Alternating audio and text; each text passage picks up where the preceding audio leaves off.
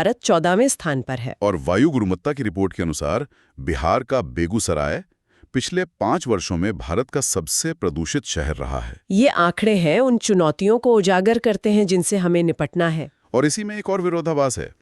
एक रिपोर्ट कहती है कि भारत दुनिया में हथियारों का सबसे बड़ा आयातक है, और दूसरी कहती है कि हम चाय के दूसरे सबसे बड़े निर्यातक हैं। है ना दिलचस्प? हाँ, तो महीने के अंत में कुछ विविध जानकारी भी है। 1975 हॉकी वर्ल्ड कप पर एक किताब आई है, मार्च ऑफ ग्लोरी। और कैलाश सत्यार्थी की आत्मकथा दिया सलाई नाम से आई है। हमने ओडिया कवि रमाकांत रथ और फिल्म निर्माता देव मुखर्जी को भी खो दिया। और 2 महत्वपूर्ण पहले हुई हैं। Ayushmann Khurrana fit India icon बने और one nation one student ID के तहत अपार आईडी को लॉन्च किया गया। ये आईडी छात्रों के पूरे अकादमिक रिकॉर्ड को एक जगह डिजिटल रूप में रखेगी, है ना? जी, जिससे शिक्षा व्यवस्था में पारदर्शिता आएगी। और हाँ, 3 मार्च को विश्व वन्यजीव दिवस, 8 मार्च को अंतर्राष्ट्रीय महिला दिवस, 20 को हैप्पीनेस डे, 22 को विश्व जल दिवस और 24 मार्च को विश्व टीबी दिवस मनाया गया। आज हम अप्रैल 2025 की दुनिया में गोता लगा रहे हैं। नमस्कार। हमारे पास जो जानकारी है उसके हिसाब से ये महीना मतलब काफी हलचल भरा रहा। बिल्कुल। एक तरफ देश विदेश में कई बड़े पदों पर नए चेहरे दिखे, तो दूसरी तरफ भारत पाकिस्तान के बीच तनाव एक नए स्तर पर पहुंच गया। और इन सबके बीच टेक्नोलॉजी ने भी कुछ ऐसी छलांगे लगाई हैं जिनके बारे में बात करना बहुत जरूरी है। हाँ, जरूर। तो फिर देर किस बात की? चलिए शुरू करते हैं और देखते हैं कि अप्रैल 2025 की इन घटनाओं के पीछे की कहानी क्या है। जी। सबसे पहले बात करते हैं नियुक्तियों की। देश की न्यायपालिका में कुछ बड़े बदलाव हुए हैं। हाँ, सबसे पहले तो 23वें विधि आयोग यानी लॉ कमीशन के अध्यक्ष बने हैं जस्टिस दिनेश माहेश्वरी। लेकिन जो खबर सबसे ज्यादा ध्यान खींच रही है वो है जस्टिस BR गवई का भारत के 52वें मुख्य न्यायाधीश बनना। और दिलचस्प बात यह है कि उनका कार्यकाल सिर्फ 6 महीने का है, 14 मई से 23 नवंबर 2025 तक। इतना छोटा कार्यकाल क्यों? ये सुप्रीम कोर्ट की वरिष्ठता प्रणाली का नतीजा है। असल में आने वाले कुछ समय में कई जज एक के बाद एक रिटायर होने वाले हैं। अच्छा। जिसकी वजह से हमें कुछ छोटे कार्यकाल वाले मुख्य न्यायाधीश देखने को मिलेंगे। चुनौती ये होगी कि इतने कम समय में वो कोई बड़ा न्यायिक सुधार कैसे ला पाते हैं। मतलब ये न्यायपालिका के लिए एक तरह का ट्रांजिशन फेज है। बिल्कुल, आप ऐसा कह सकते हैं। समझ गई। न्यायपालिका के अलावा कुछ और अहम पद भी भरे गए, जैसे कृषि वैज्ञानिक मांगीलाल जाट ICAR के महानिदेशक बने। हाँ। और शिवा सुब्रमण्यम रमन PFRDA के अध्यक्ष। और ये दोनों नियुक्तियां अपने अपने क्षेत्र की चुनौतियों को दर्शाती हैं। ICAR में मांगीलाल जाट के सामने मतलब जलवायु परिवर्तन से जूझ रहे किसानों के लिए नई तकनीकें लाने की चुनौती होगी। वहीं PFRDA में रमन को नई पेंशन स्कीम पर चल रहे विवादों को संभालना होगा। RBI में भी पूनम गुप्ता डिप्टी गवर्नर बनी है माइकल पात्रा की जगह। हाँ, तो उनसे भी एक नए नजरिए की उम्मीद की जा रही है। जी, मौद्रिक नीति में। ये तो हुई देश की बात। अंतर्राष्ट्रीय स्तर पर भी कुछ नए प्रधानमंत्री और राष्ट्रपति चुने गए। हाँ, जैसे त्रिनिदाद और टोबैगो में कमला प्रसाद बिसेसर, कनाडा में लिबरल पार्टी के मार्क कार्नी और इक्वाडोर में डैनियल नोबोआ। लेकिन मेरी नज़र में सबसे खास नियुक्ति राष्ट्रमंडल यानी कॉमनवेल्थ में हुई है। घाना की शर्ली बोचवे महासचिव बनी है। हाँ, ये बहुत खास है। और ये खास क्यों है? क्योंकि वे इस पद पर पहुंचने वाली पहली अफ्रीकी महिला हैं। ये कॉमनवेल्थ में बढ़ते अफ्रीकी प्रभाव और मतलब बदलते शक्ति संतुलन का साफ प्रतीक है। अच्छा। ये दिखाता है कि ये वैश्विक संस्थाएं अब सिर्फ नाम के लिए नहीं बल्कि असल में ज्यादा समावेशी हो रही हैं। तो एक तरफ शर्ली बोचवे की नियुक्ति दिखाती है कि वैश्विक मंच पर समीकरण बदल रहे हैं। बिल्कुल। लेकिन कभी-कभी ये समीकरण दोस्ती के नहीं बल्कि तनाव के होते हैं, जैसा इस महीने हमें भारत पाकिस्तान संबंधों में देखने को मिला। हाँ, ये एक बहुत ही गंभीर मोड़ था। जम्मू कश्मीर के पहलगाम की बैसरणवाली में एक आतंकी हमला हुआ जिसमें 26 पर्यटकों की जान चली गई। ये हमला सीधे सीधे उस इलाके की अर्थव्यवस्था की रीढ़ यानी पर्यटन पर था। और इस हमले के बाद जो हुआ वो अभूतपूर्व था। भारत ने सिंधु जल संधि को निलंबित कर दिया। और ये कोई छोटा मोटा कदम नहीं है। 1960 से चली आ रही इस संधि को सस्पेंड करना एक बहुत बड़ा कूटनीतिक संदेश था। सही बात है। इसके जवाब में पाकिस्तान ने शिमला समझौते को निलंबित कर दिया, वाघा बॉर्डर बंद हो गया, एयर स्पेस पर भी प्रतिबंध लग गए। दशकों पुरानी संधियों का टूटना दिखाता है कि रिश्ते अपने सबसे निचले स्तर पर हैं। इस तनाव के बीच एक बड़ी कूटनीतिक जीत भी मिली। हाँ, तहव्वुर राणा वाली। जे 26/11 मुंबई हमले के आरोपी तहव्वुर राणा को आखिरकार अमेरिका ने भारत को सौंप दिया। जीत तो है, लेकिन असली चुनौती अब शुरू होगी। इतने सालों बाद सबूतों को भारतीय अदालत में पेश करना और एक ठोस केस बनाना, वो आसान नहीं होगा। मतलब ये एक लंबी कानूनी लड़ाई की बस शुरुआत है। बिल्कुल। इन गंभीर खबरों से आगे बढ़ते हैं और देश में हुए कुछ ऐसे कामों की बात करते हैं जो भविष्य की नींव रख रहे हैं। इंफ्रास्ट्रक्चर और टेक्नोलॉजी में कुछ कमाल की चीजें हुई हैं। हाँ, और इसमें सबसे ऊपर है छत्तीसगढ़ के नया रायपुर में देश के पहले सेमीकंडक्टर प्लांट का शुरू होना। और ये कोई आम प्लांट नहीं है। अच्छा। ये GaN यानी गैलियम नाइट्राइड आधारित चिप्स बनाएगा। एक मिनट, जब हम GaN यानी गैलियम नाइट्राइड की बात करते हैं तो ये आम सिलिकॉन चिप से कितना अलग है? मतलब आम इंसान के लिए इसका क्या मतलब है? बहुत अच्छा सवाल है। इसे ऐसे समझिए, GaN चिप्स सिलिकॉन के मुकाबले ज्यादा पावरफुल, ज्यादा एफिशिएंट और आकार में छोटे होते हैं। ओके। इसका मतलब है कि भविष्य में हमारे फोन के चार्जर और भी छोटे और तेज हो जाएंगे। 5G टेक्नोलॉजी बेहतर काम करेगी। अरे वाह! और इलेक्ट्रिक गाड़ियों की परफॉर्मेंस भी सुधरेगी। ये मेक इन इंडिया को सिर्फ नाम के लिए नहीं, बल्कि असल में तकनीकी आत्मनिर्भरता देगा। कमाल है। और तकनीक की बात करें तो आंध्र प्रदेश के अमरवती में भारत का पहला क्वांटम कंप्यूटिंग विलेज भी स्थापित हो रहा है। और ये दोनों खबरें एक साथ पढ़ी जानी चाहिए। एक तरफ सेमीकंडक्टर, जो आज की टेक्नोलॉजी है, और दूसरी तरफ क्वांटम कंप्यूटिंग, जो कल की टेक्नोलॉजी है। मतलब भारत दोनों मोर्चों पर एक साथ काम कर रहा है। जी हाँ। इसी के साथ कुछ और बड़े इंफ्रास्ट्रक्चर प्रोजेक्ट्स भी सामने आए। मुंबई में भारत का सबसे बड़ा क्रूज टर्मिनल। हाँ, वो भी एक बड़ी खबर थी। और तमिलनाडु में पंबन पर नया वर्टिकल लिफ्ट सी ब्रिज भी, जो रामेश्वरम को मुख्य भूमि से जोड़ता है। ये प्रोजेक्ट सिर्फ कंक्रीट के ढांचे नहीं है। क्रूज टर्मिनल भारत को ग्लोबल टूरिज्म मैप पर मजबूती से रखता है, और पंबन ब्रिज जैसी इंजीनियरिंग की मिसाल कनेक्टिविटी के साथ साथ हमारी रणनीतिक क्षमता को भी बढ़ाती है। सही है। इन बड़े प्रोजेक्ट्स के साथ साथ हमारी सांस्कृतिक और प्राकृतिक धरोहर को लेकर भी कुछ अच्छी खबरें हैं। बिल्कुल। सबसे पहले तो ओडिशा का सिमलीपाल नेशनल पार्क देश का 107वां राष्ट्रीय उद्यान बन गया है। अच्छा। लेकिन जो खबर अंतर्राष्ट्रीय स्तर पर गूंजी, वो है यूनेस्को की मेमोरी ऑफ वर्ल्ड सूची में नाट्यशास्त्र और भगवद गीता का शामिल होना।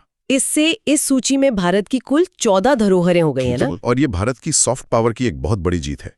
जब यूनेस्को इन ग्रंथों को वैश्विक धरोहर मानता है तो वो दुनिया को बताता है कि भारत का ज्ञान और दर्शन सिर्फ भारत के लिए नहीं, बल्कि पूरी मानवता के लिए है। पर्यावरण की दिशा में एक अनोखी पहल भी हुई। बैंगलोर में बैट इकोमॉन नाम से देश का पहला बैट मॉनिटरिंग सिस्टम शुरू हुआ। चमगादड़ों पर नजर रखने वाला सिस्टम। सुनने में अजीब लग सकता है, लेकिन ये बहुत दूर की सोच है। चमगादड़ हमारे इकोसिस्टम का एक अहम हिस्सा है। उन पर नजर रखने से हमें प्रकृति को बेहतर समझने और निपाह जैसी ज़ूनोटिक बीमारियों को फैलने से रोकने में मदद मिल सकती है। अच्छा। ये दिखाता है कि हम विकास के साथ पर्यावरण के छोटे छोटे पहलुओं पर भी ध्यान दे रहे हैं। और इसी कड़ी में नई दिल्ली में पृथ्वी दिवस पर हुए कॉन्क्लेव में बांस के इस्तेमाल पर भी जोर दिया गया। जी, जिसे ग्रीन गोल्ड भी कहा जाता है। अब राज्यों से आई कुछ बड़ी खबरों पर चलते हैं, और यहाँ भी टेक्नोलॉजी और शासन से जुड़ी कुछ अहम बातें हैं। हाँ, जैसे तमिलनाडु के कलपक्कम में भारत का पहला प्रोटोटाइप फास्ट ब्रीडर रिएक्टर शुरू हुआ है। ये नाम सुनने में बहुत जटिल लगता है तो? इसे सरल भाषा में समझाइए। ये फास्ट ब्रीडर रिएक्टर क्या बला है? इसे सरल भाषा में एक तरह का जादुई न्यूक्लियर रिएक्टर समझिए। जादुई? हाँ, क्योंकि ये जितना परमाणु ईंधन इस्तेमाल करता है, उससे ज्यादा ईंधन पैदा कर देता है। अरे वाह! ये भारत के परमाणु कार्यक्रम के लिए एक गेम चेंजर है, क्योंकि ये हमें थोरियम का इस्तेमाल करने की क्षमता देगा। और थोरियम का भंडार भारत में दुनिया में सबसे ज्यादा है। ये हमारी ऊर्जा सुरक्षा की गारंटी बन सकता है। वाह! मतलब ऊर्जा के क्षेत्र में पूरी तरह आत्मनिर्भरता। जी। इसी बीच सुप्रीम कोर्ट का भी एक बड़ा फैसला आया, जिसका असर सभी राज्यों पर पड़ेगा। बिल्कुल। कोर्ट ने राज्यपालों के लिए राज्य विधानसभा से पास हुए बिलों पर कार्रवाई करने की समय सीमा तय कर दी है। अच्छा, तो अब वो अनिश्चित काल तक बिलों को अपनी जेब में नहीं रख सकते? नहीं, और राष्ट्रपति के लिए भी 3 महीने की समय सीमा रखी गई है। इसका क्या महत्व है? ये लोकतंत्र और संघवाद को मजबूत करने वाला फैसला है। इससे केंद्र और राज्य के बीच टकराव कम होगा और चुनी हुई सरकारों का काम नहीं रुकेगा। ये शासन में जवाबदेही तय करने की दिशा में एक बहुत बड़ा कदम है। राज्यों की कुछ और खबरें भी हैं, जैसे तेलंगाना SC आरक्षण में उपवर्गीकरण लागू करने वाला पहला राज्य बना। हाँ, और हरियाणा में हड़प्पा काल के 2 स्थल तिगराना और मित्थल को संरक्षित घोषित किया गया। सही कहा। ये सब दिखाता है कि जमीनी स्तर पर भी कितने बदलाव हो रहे हैं। अब जरा अंतर्राष्ट्रीय मंच पर नजर डालते हैं। हाँ, जहाँ सहयोग और टकराव की 2 अलग-अलग तस्वीरें दिखीं। बिल्कुल। सहयोग की तस्वीर दिखी बैंकॉक में, जहाँ 6ठा बिम्स्टेक शिखर सम्मेलन हुआ। अगला मेजबान बांग्लादेश होगा। बिम्स्टेक यानी बंगाल की खाड़ी के आसपास के देशों का संगठन, ये इस पूरे क्षेत्र के विकास के लिए बहुत जरूरी है। दूसरी तरफ मोरक्को में गिटेक्स अफ्रीका समिट हुआ, जो अफ्रीका का सबसे बड़ा टेक शो था। ये दिखाता है कि दुनिया के अलग अलग कोने तकनीक के जरिए एक दूसरे के करीब आ रहे हैं। और तकनीक की बात हो रही है तो जापान ने तो कमाल ही कर दिया। दुनिया का पहला 3D प्रिंटेड ट्रेन स्टेशन बना दिया। सोचिए, एक पूरी इमारत को प्रिंटर से बना देना, ये कंस्ट्रक्शन की दुनिया को पूरी तरह बदल सकता है। सही बात है। भविष्य में घर और पुल शायद इसी तरह बनेंगे, तेजी से, कम लागत में और मजबूती के साथ। लेकिन जैसा आपने कहा, एक टकराव की तस्वीर भी थी। हंगरी अंतर्राष्ट्रीय आपराधिक न्यायालय यानी ICC से हटने वाला पहला यूरोपीय देश बन गया। और ये एक चिंताजनक ट्रेंड है।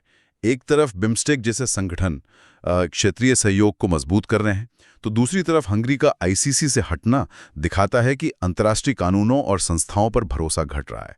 एक ग्लोबल ऑर्डर में एक दरार का संकेत है। चलिए अब एक नज़र डालते हैं कुछ योजनाओं, पुरस्कारों और खेल जगत की खबरों पर। ये एक तरह से देश की नब्ज बताते हैं। बिल्कुल। योजनाओं में असम की मुख्यमंत्री महिला उद्यमिता अभियान का जिक्र जरूरी है। हाँ, जहां 30 लाख महिलाओं को 10,000 रुपए की वित्तीय मदद दी जा रही है। ये स्केल बहुत बड़ा है।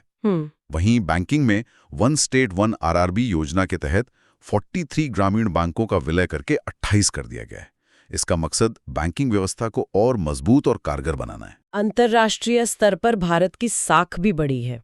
प्रधानमंत्री मोदी को श्रीलंका का सर्वोच्च सम्मान मित्र विभूषण और फिजी का companion of the order of Fiji मिला। जी। और राष्ट्रपति द्रौपदी मुर्मू को पुर्तगाल के लिस्बन में की टू द सिटी सम्मान दिया गया। देश के अंदर भी बड़े सम्मान दिए गए। हाँ, प्रतिष्ठित सरस्वती सम्मान साधु भद्रेश दास को उनकी कृति स्वामी नारायण सिद्धांत सुधा के लिए मिला। और सिनेमा में कांस विजेता पायल कपाड़िया को फ्रांस ने ऑर्डर ऑफ पार्ट्स से सम्मानित किया, जो भारतीय सिनेमा के लिए एक और बड़ा पल था। बिल्कुल। और खेल की दुनिया तो रिकॉर्ड तोड़ने के लिए बनी है। IPL 2025 में 14 साल के वैभव सूर्यवंशी ने सिर्फ 35 गेंदों में शतक जड़कर सबको हैरान कर दिया। ये अविश्वसनीय है। 14 साल की उम्र में इस तरह प्रदर्शन, ये भारत में क्रिकेट टैलेंट की गहराई को दिखाता है। सही बात है। इसी टूर्नामेंट में अभिषेक शर्मा ने भी 141 रन बनाकर किसी भारतीय द्वारा सर्वोच्च स्कोर का रिकॉर्ड बनाया। और विजडन क्रिकेटर्स 2024 के लिस्ट में जसप्रीत बुमराह और स्मृति मंधाना का शामिल होना ये बताता है कि भारतीय क्रिकेट का दबदबा कायम है। बिल्कुल। क्रिकेट के अलावा नीरज चोपड़ा ने पार्ल इन्विटेशनल में गोल्ड जीता।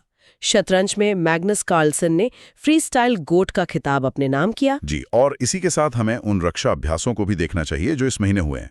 अमेरिका के साथ टाइगर ट्रायम्फ, उज्बेकिस्तान के साथ डस्टलिक, और तंजानिया में पहला भारत अफ्रीका नौसेना अभ्यास अकीम। हाँ, ये अभ्यास भारत की बढ़ती वैश्विक साझेदारी और सामरिक पहुंच को साफ तौर पर दिखाते हैं। अब हम अपने अंतिम हिस्से पर आते हैं, विज्ञान, रिपोर्ट और कुछ विविध घटनाएं।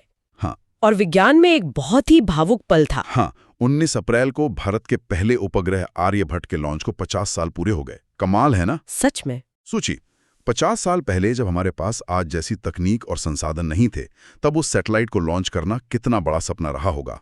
उसी सपने की नींव पर आज हमारा चंद्रयान और मंगलयान खड़ा है। और भविष्य की उड़ान के लिए एक्सियम 4 मिशन के पायलट के तौर पर शुभांशु शुक्ला को चुना गया है। जी। लेकिन एक और खबर है जिसने दुनिया का ध्यान खींचा। भारत लेजर वेपन का परीक्षण करने वाला दुनिया का चौथा देश बन गया है। ये एक बहुत बड़ी सामरिक छलांग है। लेजर हथियार भविष्य के युद्ध का चेहरा बदल सकते हैं। कैसे? ये अदृश्य होते हैं, आवाज नहीं करते और प्रकाश की गति से हमला करते हैं। इस तकनीक में महारत हासिल करना भारत की रक्षा क्षमताओं को कई गुना बढ़ा देता है। अच्छा। रिपोर्ट्स की बात करें तो 2 दिलचस्प आंकड़े सामने आए। वर्ल्ड बैंक की रिपोर्ट कहती है कि 17.1 करोड़ भारतीय अत्यधिक गरीबी से बाहर आए हैं, जो एक शानदार उपलब्धि है। लेकिन सिक्के का दूसरा पहलू फोर्ब्स की अरबपति सूची दिखाती है, जिसमें भारत तीसरे स्थान पर है। ये दोनों रिपोर्ट मिलकर देश की आर्थिक स्थिति की एक मिलीजुली तस्वीर पेश करती हैं, जहां एक और गरीबी तेजी से घट रही है, वहीं दूसरी ओर धन कुछ ही हाथों में इकट्ठा भी हो रहा है। ये एक ऐसी चुनौती है जिससे हर बढ़ती हुई अर्थव्यवस्था को जूझना पड़ता है। सही कहा। इस महीने हमने कुछ बड़ी हस्तियों को भी खोया। दिग्गज अभिनेता मनोज कुमार, इसरो के पूर्व प्रमुख के कस्तूरीरंगन हाँ, और पहले लैटिन अमेरिकी पोप फ्रांसिस का निधन हो गया। इन सभी ने अपने अपने क्षेत्र पर एक गहरी छाप छोड़ी। बिल्कुल। तो कुल मिलाकर अप्रैल 2025 एक ऐसा महीना था जहां भविष्य की आहट साफ सुनाई दे रही थी। तो ये थी अप्रैल 2025 की कुछ प्रमुख झलकियां। नियुक्तियों और अंतर्राष्ट्रीय संबंधों से लेकर विज्ञान और इंफ्रास्ट्रक्चर तक ये महीना वाकई काफी घटनापूर्ण रहा। मई 2025 के महीने में हुई महत्वपूर्ण घटनाओं और अपडेट्स पर आज हम एक गहरी नजर डालेंगे। जी हाँ, हमारे पास राष्ट्रीय और अंतर्राष्ट्रीय नियुक्तियों से लेकर रक्षा, विज्ञान, खेल और पुरस्कारों तक की पूरी जानकारी है। तो चलिए शुरुआत करते हैं उन बड़ी नियुक्तियों से जिन्होंने इस महीने सुर्खियां बटोरी। बिल्कुल। सबसे पहले न्यायपालिका से जुड़ी एक खबर है। मणिपुर हाई कोर्ट में जस्टिस के सोमेश्वर को मुख्य न्यायाधीश नियुक्त किया गया है। और इसके अलावा कई बहुत ही महत्वपूर्ण पदों पर कार्यकाल भी बढ़ाया गया है। जैसे आईबी चीफ तपन कुमार डेका का कार्यकाल 1 साल के लिए बढ़ गया है। हाँ, और डीआरडीओ के अध्यक्ष समीर वी कामत भी मई 2026 तक अपने पद पर बने रहेंगे। और सीबीआई निदेशक प्रवीण सूद को भी 2026 तक का सेवा विस्तार मिला है। तो यहाँ ध्यान देने वाली बात यह है कि देश की जो प्रमुख जांच और रक्षा अनुसंधान एजेंसियां हैं, उनके नेतृत्व में एक निरंतरता, एक कंटिन्यूटी बनाए रखने पर जोर दिया गया है। मतलब नीतियों और ऑपरेशंस के लिहाज से ये काफी अहम होता है। बिल्कुल। जब बड़े प्रोजेक्ट्स या इन्वेस्टिगेशंस चल रहे हों तो लीडरशिप में बदलाव से काम की रफ्तार पर असर पड़ सकता है। सही बात है। अच्छा, नियुक्तियों का सिलसिला यहीं नहीं रुकता। वायुसेना में एयर मार्शल नर्मदेश्वर तिवारी को नया उप प्रमुख बनाया गया है। Vice chief of air staff. और एक और बड़ी नियुक्ति यूपीएससी में हुई है, जहां डॉक्टर अजय कुमार ने प्रीति सूदन की जगह नए अध्यक्ष का पदभार संभाला है। जी। और अब शायद सबसे बड़ी खबर सुप्रीम कोर्ट से जस्टिस बीआर गवई देश के 52वें मुख्य न्यायाधीश मतलब सीजेआई नियुक्त हुए हैं। हाँ, उनका कार्यकाल नवंबर 2025 तक रहेगा। और साथ ही जस्टिस सूर्यकांत को नालसा यानी नालसा का कार्यकारी अध्यक्ष बनाया गया है। यहाँ एक दिलचस्प बात यह है कि इन सब गंभीर नियुक्तियों के बीच खेल जगत की एक हस्ती को सेना में एक बड़ा सम्मान मिला है। आप नीरज चोपड़ा की बात कर रहे हैं? हाँ, नीरज चोपड़ा को टेरिटोरियल आर्मी में लेफ्टिनेंट कर्नल की मानद रैंक दी गई है। ये दिखाता है कि कैसे देश अपने नायकों को सम्मानित कर रहा है, चाहे वो किसी भी फील्ड से हों। ये तो बहुत अच्छी बात है। चलिए अब दुनिया की तरफ देखते हैं। अंतर्राष्ट्रीय नियुक्तियों में क्या कुछ हुआ? काफी कुछ। रोमानिया में निकोसोर डैन नए राष्ट्रपति बने हैं। और जर्मनी को फ्रेडरिक मर्ज के रूप में नए चांसलर मिले हैं। कनाडा में भी नेतृत्व परिवर्तन हुआ है। मार्क कार्नी नए प्रधानमंत्री बने हैं। और वहां एक खास बात यह है कि भारतीय मूल की अनीता आनंद को विदेश मंत्री बनाया गया है। बिल्कुल। लेकिन जो बात यहाँ सबसे ज्यादा ध्यान खींचती है वो है वेटिकन से। रॉबर्ट फ्रांसिस पहले अमेरिकी पोप चुने गए हैं। पहला अमेरिकी पोप? ये तो वाकई एक ऐतिहासिक क्षण है। बहुत बड़ा।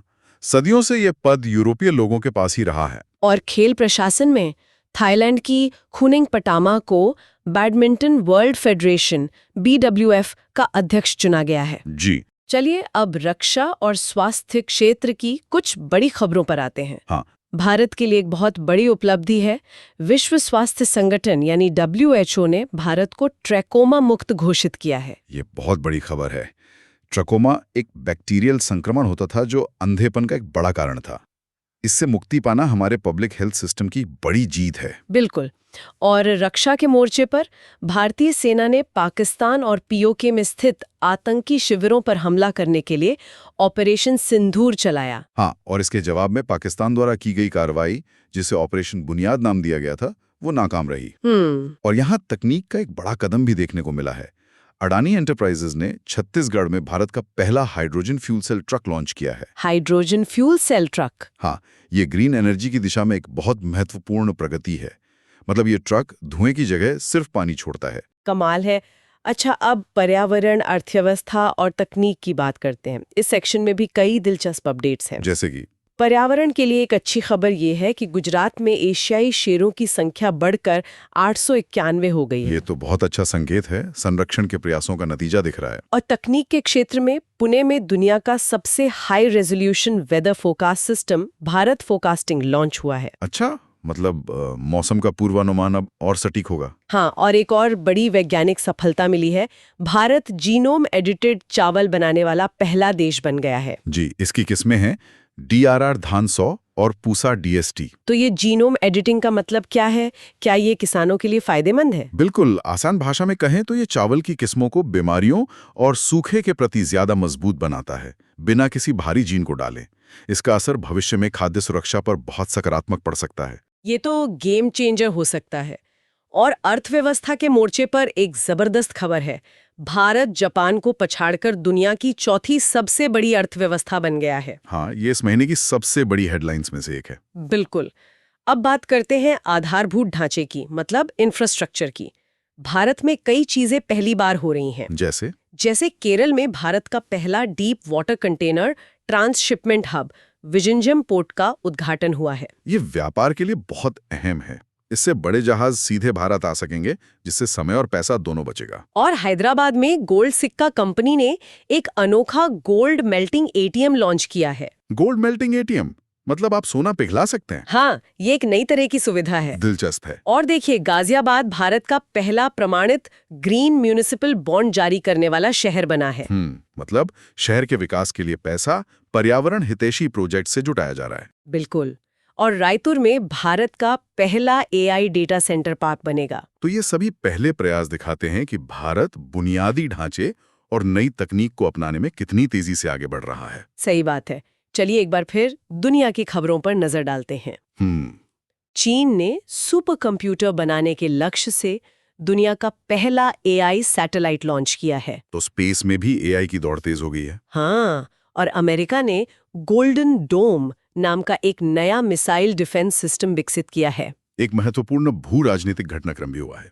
यूके ने चागोस द्वीप समूह को मॉरिशस को सौंप दिया है। ये दशकों पुराना विवाद था। अच्छा, और भूटान पर्यटन के लिए क्रिप्टो पेमेंट्स को एकीकृत करने वाला पहला देश बन गया है। ये एक अनोखा कदम है। और एक ग्लैमरस खबर, तेलंगाना में आयोजित मिस वर्ल्ड 2025 का खिताब थाईलैंड की ओपल सुचाता ने जीता। जी। अब देश के राज्यों की खबरों की बात करते हैं।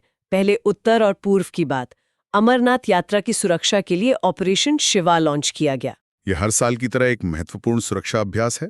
बिल्कुल। और मिजोरम ने एक बहुत बड़ी उपलब्धि हासिल की है। कौन सी? वह पूर्ण कार्यात्मक साक्षरता यानी फुल फंक्शनल लिटरेसी हासिल करने वाला पहला राज्य बन गया है। वाह, ये सिर्फ साक्षर होने से कहीं ज्यादा है। इसका मतलब है कि लोग अपने रोजमर्रा के काम जैसे फॉर्म भरना या निर्देश पढ़ना आसानी से कर सकते हैं। ये बहुत बड़ी सामाजिक उपलब्धि है। हाँ, और तकनीक और संस्कृति का संगम भी दिखा। असम ने अंकिता नाम की अपनी पहली AI न्यूज एंकर लॉन्च की है। AI news anchor. तकनीक आगे बढ़ रही है, लेकिन इसी के साथ एक चिंताजनक खबर भी है। यूनेस्को ने त्रिपुरा की भाषा कोकबोरोक को खतरे में मतलब वल्नरेबल घोषित किया है। मतलब एक भाषा विलुप्त होने की कगार पर है। हाँ, ये हमें विकास के साथ अपनी संस्कृति को बचाने की याद दिलाता है। और हिमाचल प्रदेश में सारबच्चू भारत का सबसे बड़ा संरक्षण रिजर्व यानी कॉन्जर्वेशन रिजर्व बना है। अब मध्य और दक्षिण भारत की बात करते हैं। मध्य प्रदेश ने देश का पहला AI आधारित फॉरेस्ट अलर्ट सिस्टम लॉन्च किया है। अच्छा, ये जंगलों को आग और अवैध कटाई से बचाने में मदद करेगा। हाँ, और मध्य प्रदेश ने ही घायलों की मदद करने वालों को 25,000 रुपए का इनाम देने के लिए राहगीर योजना शुरू की है। ये बहुत अच्छी पहल है। इससे लोगों को मदद के लिए आगे आने की प्रेरणा मिलेगी। और इंदौर भारत का पहला भिक्षुक मुक्त शहर यानी बेगो फ्री सिटी बन गया है। ये सिर्फ भिक्षुकों को हटाने के बारे में नहीं है, बल्कि उनके पुनर्वास के बारे में है। एक बहुत अच्छा मॉडल है ये। बिल्कुल। महाराष्ट्र 2024 में सबसे ज्यादा GST कलेक्शन करने वाला राज्य रहा और दिल्ली विधानसभा पूरी तरह से सौर ऊर्जा पर चलने वाली पहली विधानसभा बनी। क्लीन एनर्जी की दिशा में एक बड़ा कदम। और तेलंगाना सरकार ने चेंचू जनजाति, जो एक PTG ग्रुप है, को आवास प्रदान किया है। ये दिखाता है कि विकास की दौड़ में सबसे कमजोर वर्गों को भी साथ लेकर चलने की कोशिश हो रही है। चलिए अब कुछ महत्वपूर्ण सम्मेलनों पर नजर डालते हैं। हम्म। नई दिल्ली में राइजिंग नॉर्थ ईस्ट निवेशक सम्मेलन हुआ। पूर्वोत्तर में निवेश को बढ़ावा देने के लिए। हाँ, और नीदरलैंड के रॉटरडैम में विश्व हाइड्रोजन समिट का आयोजन किया गया। हाइड्रोजन एनर्जी भविष्य का ईंधन मानी जा रही है। आसियान समिट कुआलालंपुर मलेशिया में आयोजित हुई और मुंबई में world audio visual and entertainment summit waves summit का उद्घाटन पीएम मोदी ने किया। और global space exploration conference GLEX 2025 की मेजबानी भी नई दिल्ली ने की। तो भारत अब वैश्विक मंच पर बड़े बड़े सम्मेलनों का केंद्र बन रहा है। सही है। अब कुछ योजनाओं और फंड्स की बात करते हैं। मसालों के निर्यात और सस्टेनेबिलिटी को बढ़ावा देने के लिए स्पाइस्ड योजना शुरू की गई है। स्पाइस्ड, ये नाम तो बड़ा अच्छा है। हाँ, और MSME को सपोर्ट करने के लिए 50,000 करोड़ का सेल्फ रिलायंट इंडिया फंड यानी SRI फंड बनाया गया है। छोटे उद्योगों के लिए ये एक बड़ा सहारा है। तेलंगाना में आदिवासी किसानों को मुफ्त सोलर पंप देने के लिए इंदिरा सौरागिरी योजना है। और उत्तर प्रदेश सरकार और वर्ल्ड बैंक ने मिलकर एग्री और AI प्रज्ञा पहल शुरू की है। मतलब खेती में भी अब AI का इस्तेमाल बढ़ रहा है। बिल्कुल। और अब उस सेक्शन पर आते हैं जिसका सबको इंतजार रहता है, खेल। हाँ, और शुरुआत क्रिकेट से। IPL 2025 का खिताब RCB ने जीता है, उनका पहला खिताब। आखिरकार ई साला का नाम दे सच हो ही गया। उनके फैंस के लिए ये बहुत बड़ा पल था। उपविजेता पंजाब किंग्स रही। हाँ, ऑरेंज कैप साई सुदर्शन को मिली और पर्पल कैप प्रसिद्ध कृष्णा को। लेकिन सबसे बड़ी खबर और शायद सबसे भावुक खबर है रोहित शर्मा और विराट कोहली का टेस्ट क्रिकेट से संन्यास लेना एक साथ। ये वाकई एक युग का अंत है। बिल्कुल। इन दोनों ने भारतीय क्रिकेट को एक नई पहचान दी।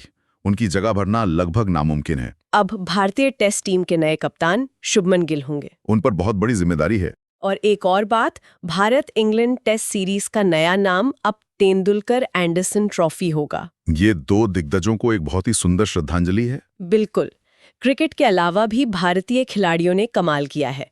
नीरज चोपड़ा ने दोहा डायमंड लीग में 90.23 मीटर थ्रो के साथ दूसरा स्थान हासिल किया। 90 मीटर का आंकड़ा पार करना अपने आप में एक बहुत बड़ी उपलब्धि है। और शतरंज में प्रज्ञानानंद ने रोमानिया में सुपरबेट चेस क्लासिक 2025 जीता। वो लगातार बहुत अच्छा प्रदर्शन कर रहे हैं। टेनिस में कार्लोस अल्कराज ने इटालियन ओपन जीता और दीव में आयोजित खेलो इंडिया बीच गेम्स में मणिपुर 14 पदकों के साथ टॉप पर रहा। लेकिन एक और बहुत बड़ी उपलब्धि है। कुश मैनी मोनाको ग्रैंड प्री में F2 रेस जीतने वाले पहले भारतीय बन गए हैं। वाह, ये भारतीय मोटर स्पोर्ट्स के लिए एक ऐतिहासिक दिन है। F2 जीतना बहुत बड़ी बात है। बिल्कुल। चलिए अब प्रतिष्ठित पुरस्कारों और सम्मान की बात करते हैं। जी। अंतर्राष्ट्रीय बुकर पुरस्कार कन्नड़ लेखिका बानू मुश्ताक को उनके उपन्यास हार्ट लैम्प के लिए मिला है। ये भारतीय साहित्य के लिए, खासकर क्षेत्रीय भाषाओं के साहित्य के लिए बहुत बड़ा सम्मान है। कांस फिल्म फेस्टिवल 2025 में पाम डियोर जफर पनाही को मिला। विश्व खाद्य पुरस्कार ब्राजील की डॉक्टर हंगरिया को दिया गया और यूनेस्को प्रेस फ्रीडम पुरस्कार निकारागुआ के अखबार ला प्रिंसा को मिला। ये पुरस्कार उन पत्रकारों को सम्मानित करता है जो मुश्किल हालात में भी सच बोलने की हिम्मत दिखाते हैं। और पुलित्जर पुरस्कार की घोषणा कोलंबिया यूनिवर्सिटी द्वारा की गई।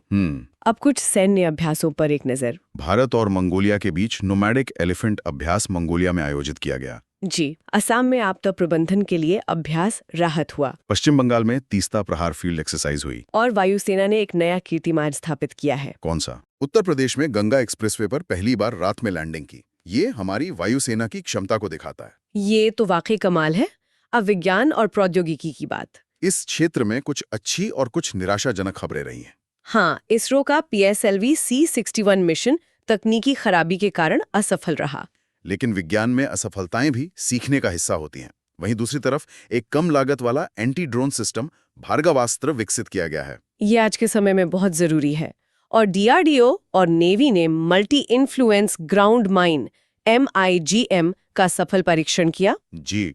और DRDO ने मध्य प्रदेश में 17 किलोमीटर की ऊंचाई पर स्ट्रेटोस्फेरिक एयरशिप का भी सफल परीक्षण किया। चलिए अब कुछ बची हुई महत्वपूर्ण जानकारियों पर नजर डालते हैं। मानव विकास सूचकांक HDI 2023 में भारत की रैंक 130 रही, जिसमें आइसलैंड टॉप पर है। इसमें हमें अभी और सुधार करना है। 2 नई किताबें भी आई हैं, पूजा पुजारा की the diary of a cricketer wife और बंडारू दत्तात्रेय की जनता की कहानी। अच्छा। और कुछ महत्वपूर्ण दिवसों में 11 मई को राष्ट्रीय प्रौद्योगिकी दिवस, 1 मई को महाराष्ट्र और गुजरात दिवस और 25 मई को संयुक्त राष्ट्र द्वारा घोषित विश्व फुटबॉल दिवस मनाया गया। विश्व फुटबॉल दिवस, ये एक नई घोषणा है। हाँ, और अंत में कुछ विविध खबरें। अनुच्छेद 143 चर्चा में रहा क्योंकि राष्ट्रपति द्रौपदी मुर्मू ने सुप्रीम कोर्ट से सलाह मांगी। एनडीएमए ने आपदा प्रबंधन के लिए सचेत ऐप लॉन्च किया है। और हमने 2 महान हस्तियों को खो दिया, सरोज घोष, जिन्हें फादर ऑफ साइंस म्यूजियम कहा जाता है, और महान खगोल भौतिकीविद डॉक्टर जयंत नार्लिकर। इन दोनों का विज्ञान को लोकप्रिय बनाने में बहुत बड़ा योगदान था। बिल्कुल। और सीबीआई ने साइबर अपराध को रोकने के लिए ऑपरेशन हॉक शुरू किया है। तो ये था मई 2025 का एक पूरा लेखा जोखा। जून 2025 में आपका स्वागत है। हमारे पास स्रोतों का एक पूरा ढेर है जिसमें इस महीने की सबसे बड़ी हलचलों का जिक्र है, और आज हम इन्हीं में से कुछ सबसे जरूरी और दिलचस्प जानकारियों को निकालकर उन पर एक गहरी बातचीत करेंगे। देखने में तो ये खबरें अलग अलग हैं, कहीं कोई नई नियुक्ति हुई है तो कहीं कोई नई तकनीक आई है, कोई मैच जीत रहा है तो कहीं कोई बड़ा सम्मेलन हो रहा है। बिल्कुल, लेकिन अगर आप एक कदम पीछे हटकर देखें तो इन सब में कुछ पैटर्न नजर आते हैं। आज की बातचीत में हम यही करने की कोशिश करेंगे। इन अलग अलग घटनाओं को जोड़कर देखेंगे कि भारत और दुनिया की बड़ी तस्वीर में क्या चल रहा है। ये महीना असल में मतलब तकनीक, नेतृत्व और भविष्य की दिशा तय करने वाली नीतियों के बारे में था। बिल्कुल, तो चलिए नेतृत्व से ही शुरू करते हैं। इस महीने कई बड़े पदों पर नए चेहरे आए हैं, खासकर भारत में। शुरुआत करते हैं राष्ट्रीय सुरक्षा से। रॉ मतलब WAW के नए प्रमुख बने हैं पराग जैन। अब ये तो हुई हेडलाइन, पर इस तरह के पदों पर जब बदलाव होता है तो क्या ये सिर्फ एक अधिकारी का बदलाव है या इससे देश की खुफिया रणनीति में भी कोई बड़ा बदलाव आता है? ये एक बहुत अच्छा सवाल है। देखिए, हर प्रमुख का अपना एक स्टाइल होता है, अपनी प्राथमिकताएं होती हैं। पराग जैन की नियुक्ति के साथ उम्मीद की जा रही है कि वो शायद टेक्नोलॉजिकल इंटेलिजेंस पर ज्यादा जोर देंगे, मतलब साइबर और सिग्नल इंटेलिजेंस जो आज के दौर की जरूरत है। तो हाँ, ये सिर्फ एक चेहरा बदलना नहीं है, बल्कि एजेंसी की दिशा में एक सूक्ष्म लेकिन महत्वपूर्ण बदलाव का संकेत हो सकता है। अच्छा, और उद्योगों की दुनिया में CII के अध्यक्ष बने हैं राजीव मेमानी, और उधर प्रधानमंत्री संग्रहालय और पुस्तकालय के निदेशक का पद संभाला है अश्विनी लोहानी ने। जी, ये दोनों नियुक्तियां भी दिलचस्प हैं। CII वो सरकार और इंडस्ट्री के बीच एक पुल का काम करता है।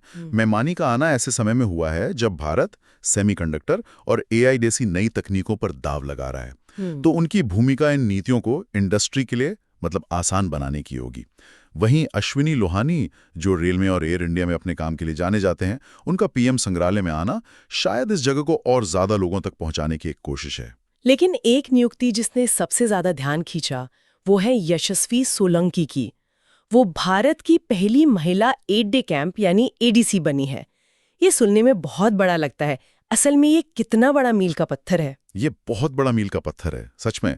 ADC का पद सिर्फ एक सेरेमोनियल पोस्ट नहीं है, ये राष्ट्रपति या राज्यपाल के सबसे भरोसेमंद सहयोगियों में से एक होता है। इस पद पर एक महिला का आना सशस्त्र बलों के उच्चतम स्तर पर हो रहे बदलाव का सबसे बड़ा सबूत है। ये दिखाता है कि अब योग्यता ही एकमात्र पैमाना है, जेंडर नहीं। ये तो हजारों युवा लड़कियों के लिए एक सीधी प्रेरणा है। बिल्कुल, जो सेना में अपना भविष्य देखती हैं। और इसी तरह S महेंद्र देव को प्रधानमंत्री की आर्थिक सलाहकार परिषद EACPM का अध्यक्ष नियुक्त किया गया है। चलिए अब कुछ और रेगुलेटरी बॉडीज की बात करते हैं। S रमन को PFRDA का अध्यक्ष बनाया गया है। कई लोगों को शायद पता न हो कि PFRDA हमारे लिए क्यों जरूरी है। देखिए, PFRDA यानी पेंशन फंड नियामक और विकास प्राधिकरण, ये वो संस्था है जो भारत के पूरे पेंशन सिस्टम को मैनेज करती है। अच्छा, जिसमें नेशनल पेंशन सिस्टम यानी NPS भी शामिल है। तो इसके प्रमुख का सीधा असर करोड़ों भारतीयों की रिटायरमेंट की बचत पर पड़ता है। जी, उनकी नीतियां तय करती हैं कि आपका पैसा कितना सुरक्षित है और उस पर कितना रिटर्न मिलेगा। समझ गई। और पर्यावरण के क्षेत्र में एक बहुत बड़ी पहल हुई है। केंद्रीय मंत्री भूपेंद्र यादव को अंतर्राष्ट्रीय बिग कैट अलायंस IBCA का अध्यक्ष नियुक्त किया गया है, और इसकी पहली असेंबली भी नई दिल्ली में हुई। हाँ, और ये बहुत महत्वपूर्ण है। भारत वो बाघों के संरक्षण में दुनिया का लीडर रहा है। अब इस अलायंस के जरिए भारत तेंदुए, जगुआर, शेर जैसी दुनिया की दूसरी बड़ी बिल्लियों को बचाने के लिए अपने अनुभव और तकनीक को दूसरे देशों के साथ साझा करेगा। और नई दिल्ली में पहली असेंबली का होना इस बात पर मोहर लगाता है कि दुनिया इस काम के लिए भारत की ओर देख रही है। ये तो हुई देश की बात। अब जरा दुनिया पर नजर डालते हैं। थाईलैंड की उपुल सुचाता मिस वर्ल्ड 2025 बनी है, लेकिन कूटनीति की दुनिया में जर्मनी की एनालिना बारबॉक को यूएनजीए के 88वें सत्र के अध्यक्ष चुना गया है। ये पद कितना शक्तिशाली है? ओह, ये बहुत शक्तिशाली पद है। यूएनजीए की अध्यक्ष होने का मतलब है कि आपके पास दुनिया के सबसे बड़े मंच का एजेंडा सेट करने की ताकत है। जलवायु परिवर्तन से लेकर मानवाधिकार तक किन मुद्दों पर बहस होगी, ये तय करने में उनकी बड़ी भूमिका होगी। बारबॉक का चुना जाना ये भी दिखाता है कि यूरोप वैश्विक मामलों में अपनी भूमिका को लेकर कितना गंभीर है। और पर देखा जाता है, चीन के व्यक्ति का इसका अध्यक्ष बनना एशिया में इंफ्रास्ट्रक्चर फाइनेंस पर चीन के प्रभाव को और मजबूत करेगा। और पर्यटन के लिए यूएई से किसी का चुना जाना दिखाता है कि कैसे गल्फ देश अब सिर्फ तेल पर नहीं बल्कि पर्यटन और सॉफ्ट पावर पर भी फोकस कर रहे हैं। इसी बीच दुनिया के कई देशों में राजनीतिक नेतृत्व भी बदला है। पुर्तगाल, दक्षिण कोरिया, पोलैंड और मंगोलिया, इन सभी को नए प्रधानमंत्री या राष्ट्रपति मिले हैं। जी, ये बदलाव अलग अलग देशों में चल रही राजनीतिक हवा का रुख दिखाते हैं। कहीं दक्षिण पंथ की ओर झुकाव है तो कहीं वाम पंथ की ओर। अंतर्राष्ट्रीय ओलंपिक समिति IOC के अध्यक्ष बनी है। एक अफ्रीकी महिला का इस पद पे पहुंचना, इसके क्या मायने हैं? इसके बहुत गहरे मायने हैं। IOC हमेशा से एक कह सकते हैं यूरोप केंद्रित संस्था रही है। कोवेंट्री, जो खुद एक ओलंपिक स्वर्ण पदक विजेता हैं, उनका अध्यक्ष बनना एक शक्तिशाली संदेश देता है। ये शायद अफ्रीका में ओलंपिक खेलों के आयोजन की संभावनाओं को भी बढ़ा सकता है और खेल की दुनिया को और ज्यादा समावेशी बना सकता है। चलिए, अब उस हिस्से पर आते हैं जहां भारत में भविष्य की नींव रखी जा रही है, यानी तकनीक और इंफ्रास्ट्रक्चर। ओला के भाविश अग्रवाल ने कृति नाम का भारत का पहला एजेंटिक AI लॉन्च किया है। ये एजेंटिक AI क्या चीज है? क्या ये हमारे गूगल असिस्टेंट या अलेक्सा जैसा ही है? नहीं, ये उससे कहीं ज्यादा है। एलेक्सा या गूगल असिस्टेंट आपके कमांड पर काम करते हैं। आप कहते हैं गाना चलाओ तो वो गाना चलाते हैं। एजेंटिक AI एक कदम आगे है। आप उसे एक लक्ष्य देते हैं, जैसे मेरे लिए गोवा की सबसे सस्ती छुट्टियों की योजना बनाओ। अच्छा। फिर वो AI खुद से फ्लाइट्स ढूंढेगा, होटल्स की तुलना करेगा और आपके लिए एक पूरा प्लान बना कर दे देगा, बिना आपके बार बार कमांड दिए। कृति इसी तरह का एक पर्सनल असिस्टेंट बनने की क्षमता रखता है, जो आपके लिए काम सोच भी सकता है और कर भी सकता है। मतलब ये गेम चेंजर हो सकता है। और तकनीक में एक और बहुत बड़ी खबर है। गुजरात के दोलेरा में देश की पहली सेमीकंडक्टर फैक्ट्री शुरू हो गई है। हम सालों से चिप फैक्ट्री के बारे में सुन रहे थे, अब ये हकीकत बन गई है। एक आम इंसान के लिए इसका क्या मतलब है? इसका बहुत बड़ा मतलब है। अभी तक हम अपने फोन, लैपटॉप, कार, हर चीज में लगने वाली चिप के लिए ताइवान, चीन या अमेरिका पर निर्भर थे। जब कोविड के समय सप्लाई चेन टूटी तो पूरी दुनिया में इलेक्ट्रॉनिक्स का संकट आ गया था। धोलेरा की ये फैक्ट्री उस निर्भरता को कम करने की दिशा में पहला और सबसे बड़ा कदम है। लंबे समय में इससे भारत में बने इलेक्ट्रॉनिक्स सस्ते हो सकते हैं और भारत दुनिया की टेक्नोलॉजी सप्लाई चेन का एक अहम हिस्सा बन सकता है। आत्मनिर्भर भारत के लिए ये शायद सबसे जरूरी कदमों में से एक है। बिल्कुल। और इसी कड़ी में भारत जेन LLM नाम का एक मल्टी मॉडल AI भी आया है। इंफ्रास्ट्रक्चर की बात करें तो चिनाब पर बना दुनिया का सबसे ऊंचा रेलवे आग ब्रिज भी शुरू हो गया है, और ज्ञान पोस्ट नाम की एक नई डाक सेवा भी। चिनाब ब्रिज सिर्फ एक इंजीनियरिंग का कमाल नहीं है, ये रणनीतिक रूप से बहुत महत्वपूर्ण है। ये कश्मीर घाटी को हर मौसम में देश के बाकी हिस्सों से जोड़े रखेगा, जिसका सीधा असर वहां की अर्थव्यवस्था और सुरक्षा पर पड़ेगा। तकनीक के साथ साथ पर्यावरण और नीतिगत फैसलों पर भी ध्यान दिया जा रहा है। भारत में अब 91 रामसर साइट्स हो गई हैं, और एक बहुत बड़ी खबर है कि 2027 की जनगणना पूरी तरह से डिजिटल और जाति आधारित होगी। ये तो बहुत बड़ा बदलाव है। हाँ, ये एक ऐतिहासिक फैसला है जिसके दूरगामी परिणाम होंगे। डिजिटल होने से जनगणना का काम बहुत तेज और सटीक हो जाएगा। सरकार के पास योजनाओं को सही लोगों तक पहुंचाने के लिए बेहतर डेटा होगा। लेकिन जाति आधारित डेटा इकट्ठा करने से एक बहुत बड़ी सामाजिक और राजनीतिक बहस भी छिड़ेगी। डेटा की गोपनीयता, उसका इस्तेमाल कैसे होगा और समाज पर इसका क्या असर पड़ेगा, ये कुछ ऐसे सवाल हैं जिन पर आने वाले सालों में बहुत चर्चा होगी। विरासत और पर्यावरण की बात करें तो महाराष्ट्र के सिंधुदुर्ग में भारत का पहला अंडर वाटर म्यूजियम और नई दिल्ली में पहला ई वेस्ट इको पार्क बनने जा रहा है और भारत को संयुक्त राष्ट्र इकोसॉक के लिए भी चुना गया है। ये सब सकारात्मक कदम लगते हैं। बिल्कुल। ई वेस्ट पार्क आज के शहरी भारत की एक बहुत बड़ी जरूरत है। हमारे पुराने फोन, लैपटॉप, टीवी मिलकर इलेक्ट्रॉनिक कचरे का पहाड़ बना रहे हैं।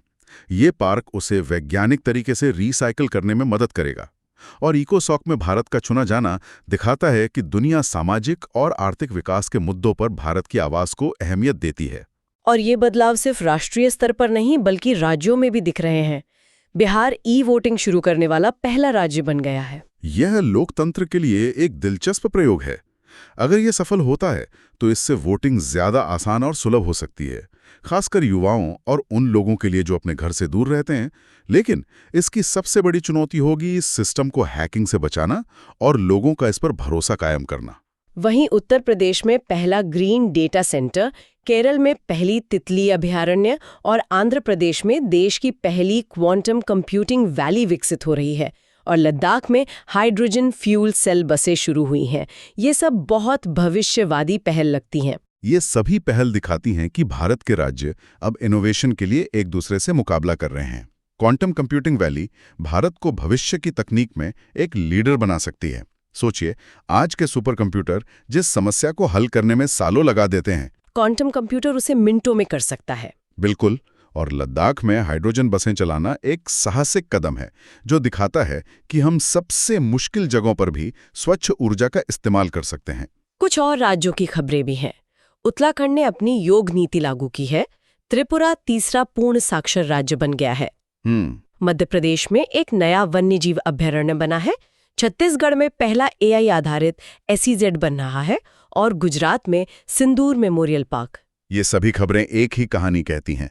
विकास अब सिर्फ दिल्ली से नहीं बल्कि राज्यों से भी चल रहा है, चाहे वो शिक्षा हो, पर्यावरण हो या फिर भविष्य की इंडस्ट्री के लिए AI आधारित स्पेशल इकोनॉमिक जोन बनाना हो। वैश्विक परिदृश्य में हो रहा है। तो अब देखते हैं कि अंतर्राष्ट्रीय मंच पर क्या चल रहा है। इस महीने कई बड़े शिखर सम्मेलनों की घोषणा हुई। G7 कनाडा में और नाटो शिखर सम्मेलन नीदरलैंड के हेग में होगा। इन दोनों सम्मेलनों पर पूरी दुनिया की नजर होगी।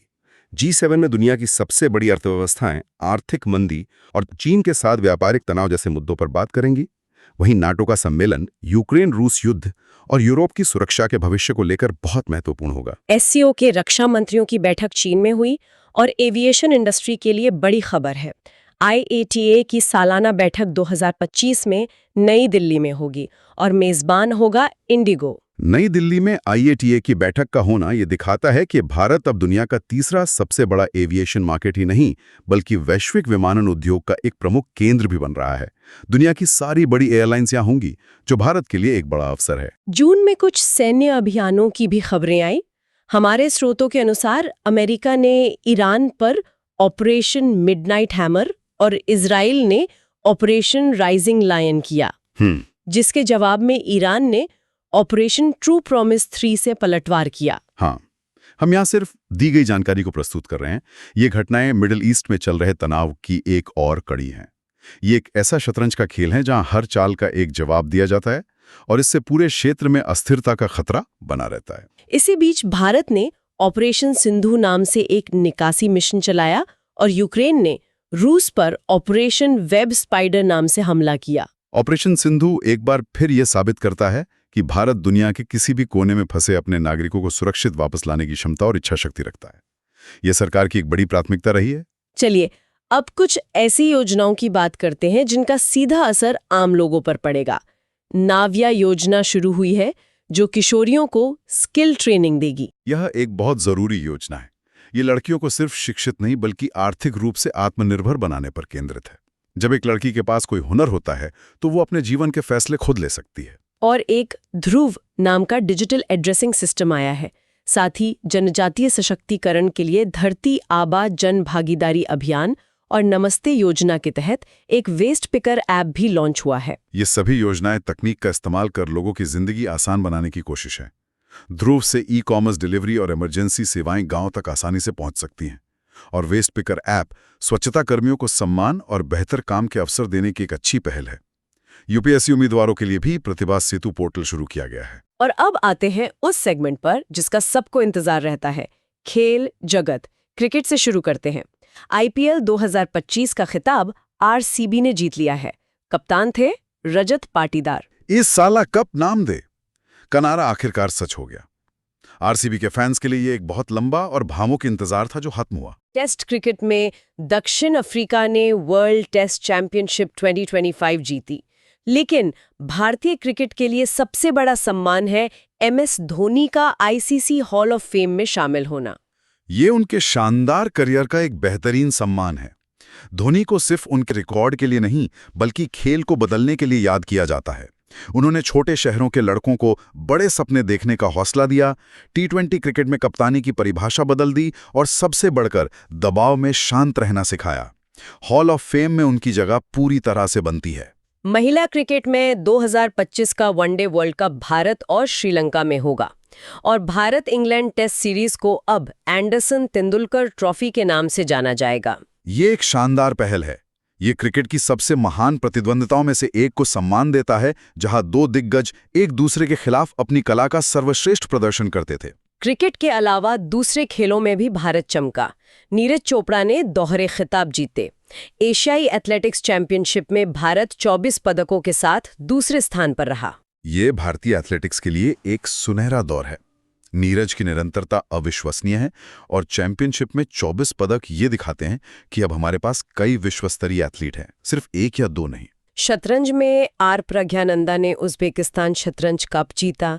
फुटबॉल में पुर्तगाल ने यूएफए नेशंस लीग जीती, और खेलो इंडिया यूनिवर्सिटी गेम्स 2025 की मेजबानी राजस्थान करेगा। खेलो इंडिया गेम्स जमीनी स्तर पर प्रतिभाओं को निखारने का एक बेहतरीन मंच बन गया है।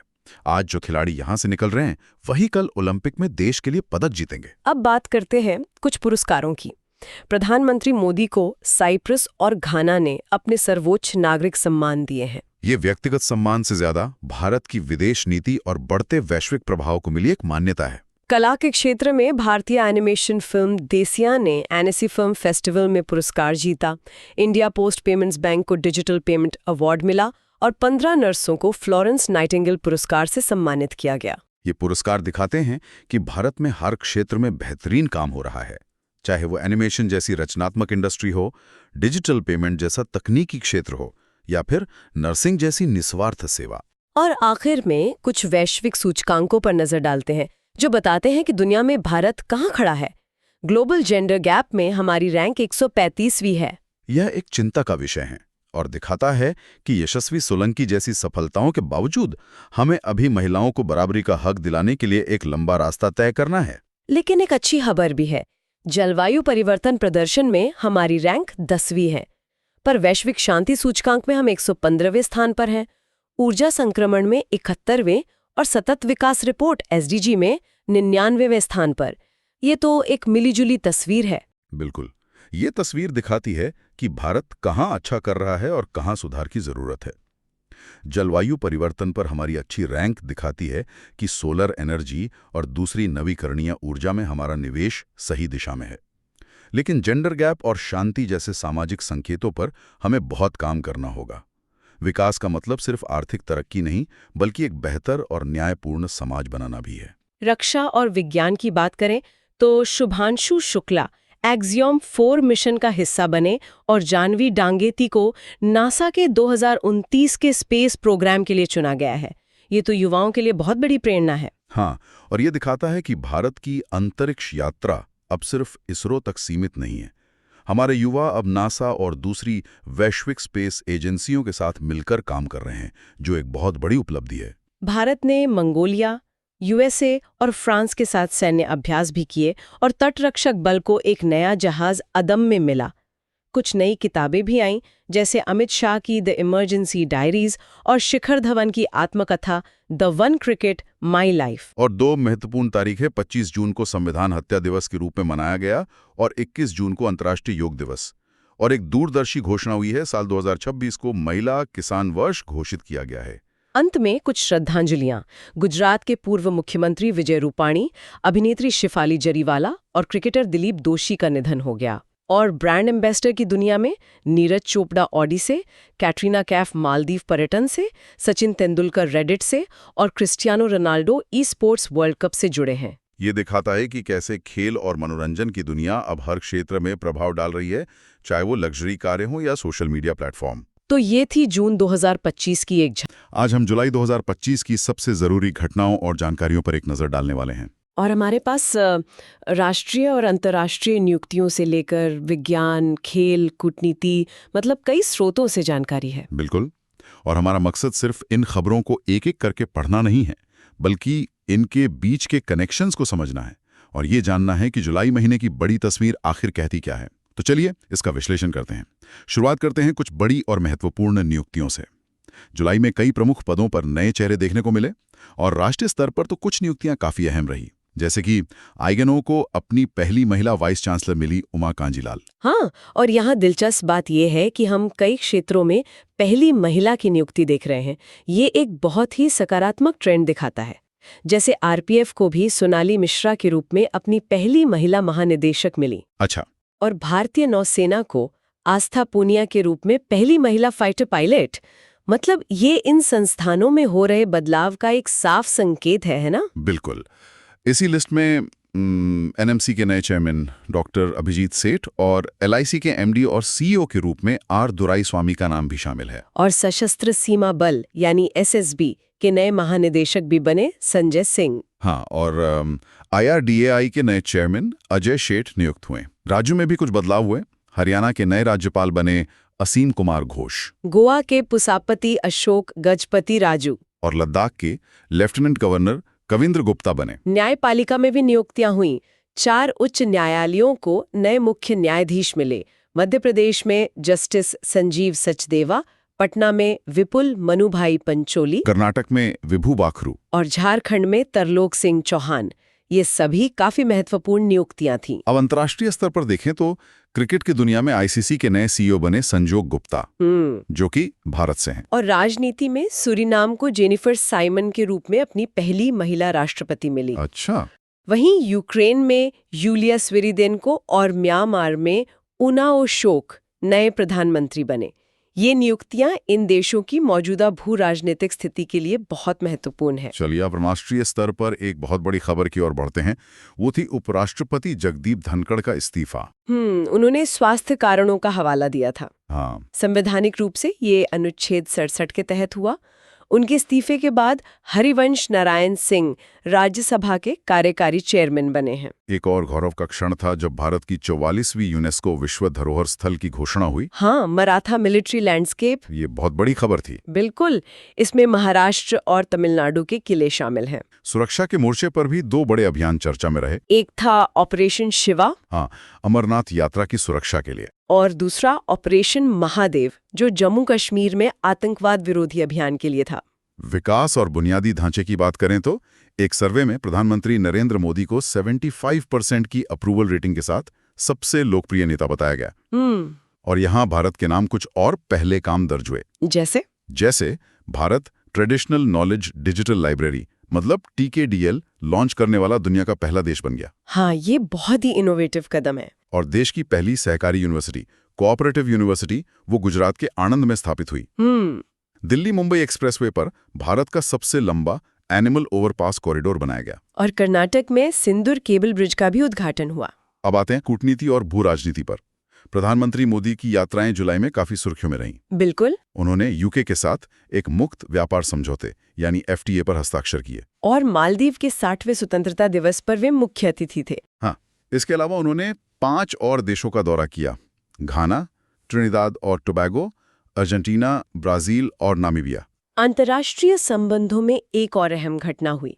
अमेरिका ने इजराइल विरोधी पूर्वाग्रह का आरोप लगाते हुए तीसरी बार यूनेस्को से हटने का फैसला किया। तीसरी बार? हाँ, ये वैश्विक संगठनों के भीतर चल रहे तनाव को दिखाता है। भू राजनीति और रक्षा से जुड़ी कुछ और खबरें भी थीं। जैसे भारतीय सेना को अमेरिका से अपाचे हेलीकॉप्टर मिले। हाँ, और थाईलैंड और कंबोडिया के बीच एक युद्ध विराम समझौता भी हुआ। न्यू डेवलपमेंट बैंक यानी NDB में 2 नए सदस्य जुड़े। कोलंबिया और उज्बेकिस्तान। और एक प्राकृतिक आपदा की भी खबर थी। रूस के कामचटका में 8.7 तीव्रता का भूकंप आया। यहाँ 2 बातें और ध्यान देने लायक हैं। एक तो फ्रांस ने फिलिस्तीन राज्य को मान्यता दी, जो एक बड़ा कूटनीतिक कदम है। और दूसरा, क्वाड देशों ने गुआम द्वीप समूह में अपना पहला एट सी ऑब्जर्वर मिशन आयोजित किया। ये इंडो पैसिफिक क्षेत्र में बढ़ती रणनीतिक गतिविधियों का संकेत है ना? बिल्कुल। अब देश के अलग अलग राज्यों की कुछ खास खबरों पर एक नजर डालते हैं। ओडिशा ने छात्रों की सुरक्षा के लिए शक्ति श्री पहल शुरू की। और उत्तर प्रदेश ने एक बहुत बड़ी घोषणा की, लखनऊ को भारत का पहला AI सिटी बनाने की। हाँ, ये काफी महत्वाकांक्षी प्रोजेक्ट है। और Jharkhand mining tourism project launch करने वाला पहला राज्य बना। ये तो काफी अनोखा है। सिक्किम का याकन विलेज भारत का पहला डिजिटल नोमैड विलेज बन गया है। अच्छा, मतलब रिमोट वर्कर्स के लिए। हाँ, और अरुणाचल प्रदेश के तवांग में भारत का पहला 50 kW जियोथर्मल पावर प्लांट लगा। और असम के गुवाहाटी में देश का पहला एक्वाटेक पार्क बना। दक्षिण और पश्चिम भारत से भी दिलचस्प खबरें हैं। जैसे महाराष्ट्र ने लाइवस्टॉक और पोल्ट्री को कृषि का दर्जा दे दिया। गुजरात ने भारत का पहला ट्राइबल जीनोम सीक्वेंसिंग प्रोजेक्ट शुरू किया। और उत्तराखंड में फर्जी बाबाओं के खिलाफ ऑपरेशन कालनेमी चलाया गया। अच्छा। मध्य प्रदेश के पन्ना टाइगर रिजर्व की सबसे बुजुर्ग बाघिन वत्सला का निधन हो गया। दुखद खबर। हरियाणा में अरावली में एशिया की सबसे बड़ी जंगल सफारी बनाने की योजना है। और तेलंगाना के निजामाबाद में टर्मरिक बोर्ड का मुख्यालय स्थापित किया गया। अब बात करते हैं कुछ बड़े वैश्विक सम्मेलनों और सरकारी योजनाओं की। एक बहुत बड़ी घोषणा हुई कि भारत 2028 में COP33 की मेजबानी करेगा। हाँ, मतलब जलवायु परिवर्तन सम्मेलन। ये बहुत बड़ी जिम्मेदारी है और जलवायु परिवर्तन से निपटने में भारत की भूमिका को ये और मजबूत करेगी। बिल्कुल। इसके अलावा 2025 में 17वां ब्रिक्स समिट ब्राजील के रियो डी जेनेरियो में होगा, जिसकी theme strengthening global south cooperation है। हाँ, और रामसर COP15 जिम्बाब्वे के विक्टोरिया फॉल्स में आयोजित होगा। सरकारी योजनाओं की बात करें तो असम में CM फ्लाइट स्कीम और गज मित्र स्कीम शुरू हुई। पंजाब में मुख्यमंत्री सेहत योजना, मध्य प्रदेश में वृंदावन ग्राम योजना और आंध्र में डिजी लक्ष्मी योजना। केंद्र ने भी RDI स्कीम और संचार मित्र जैसी योजनाएं लॉन्च की। खेल की दुनिया में भी काफी हलचल रही। शतरंज में तो जैसे भारत का दबदबा ही था। दिव्या देशमुख ने फीडे वुमेन्स वर्ल्ड कप 2025 जीता। और डी गुकेश ने ग्रैंड चेस टूर का रैपिड इवेंट जीता। विंबलडन 2025 में पुरुषों का खिताब जेनिक सिनर ने जीता। और महिलाओं का खिताब ईगा स्वीटेक ने। फीफा क्लब वर्ल्ड कप 2025 की विजेता चेल्सी रही। एथलेटिक्स में मुरली श्रीशंकर ने लॉन्ग जंप में गोल्ड मेडल जीता। और एक बड़ी घोषणा ये हुई कि भारत 2027 में शूटिंग वर्ल्ड कप की मेजबानी करेगा। ये तो बहुत अच्छी खबर है। अब कुछ सूचकांकों पर नजर डालते हैं। हेनली पासपोर्ट इंडेक्स 2025 में भारत की रैंक 77th रही। जीनी इंडेक्स यानी समानता के इंडेक्स में भारत चौथे स्थान पर। और ग्लोबल यूनिकॉर्न इंडेक्स में तीसरे स्थान पर रहा। पुरस्कारों की बात करें तो गीतांजलि श्री को पेन ट्रांसलेट अवार्ड मिला और ISRO चीफ V नारायण को GP बिरला अवार्ड से सम्मानित किया गया। प्रधानमंत्री मोदी को भी कई देशों से सर्वोच्च सम्मान मिले हैं। हाँ, जिनमें नामीबिया का Order of the Most Ancient Welwitschia और ब्राजील का Grand Collar of Southern Cross शामिल हैं। स्वच्छ सर्वेक्षण 2024-25 में एक बार फिर इंदौर ने सुपर स्वच्छ लीग में रैंक 1 हासिल की। और मिलियन प्लस सिटीज में अहमदाबाद पहले स्थान पर रहा। अब विज्ञान और प्रौद्योगिकी के क्षेत्र की बात करते हैं। SpaceX के एक्सियोम 4 मिशन के तहत भारतीय अंतरिक्ष यात्री Shubhanshu Shukla international space station गए। ये एक बहुत बड़ी उपलब्धि है। बिल्कुल। और NISAR मिशन, जो नासा और इसरो का संयुक्त पृथ्वी अवलोकन सैटेलाइट है, वो भी काफी चर्चा में रहा है। हाँ, वो तो है ही।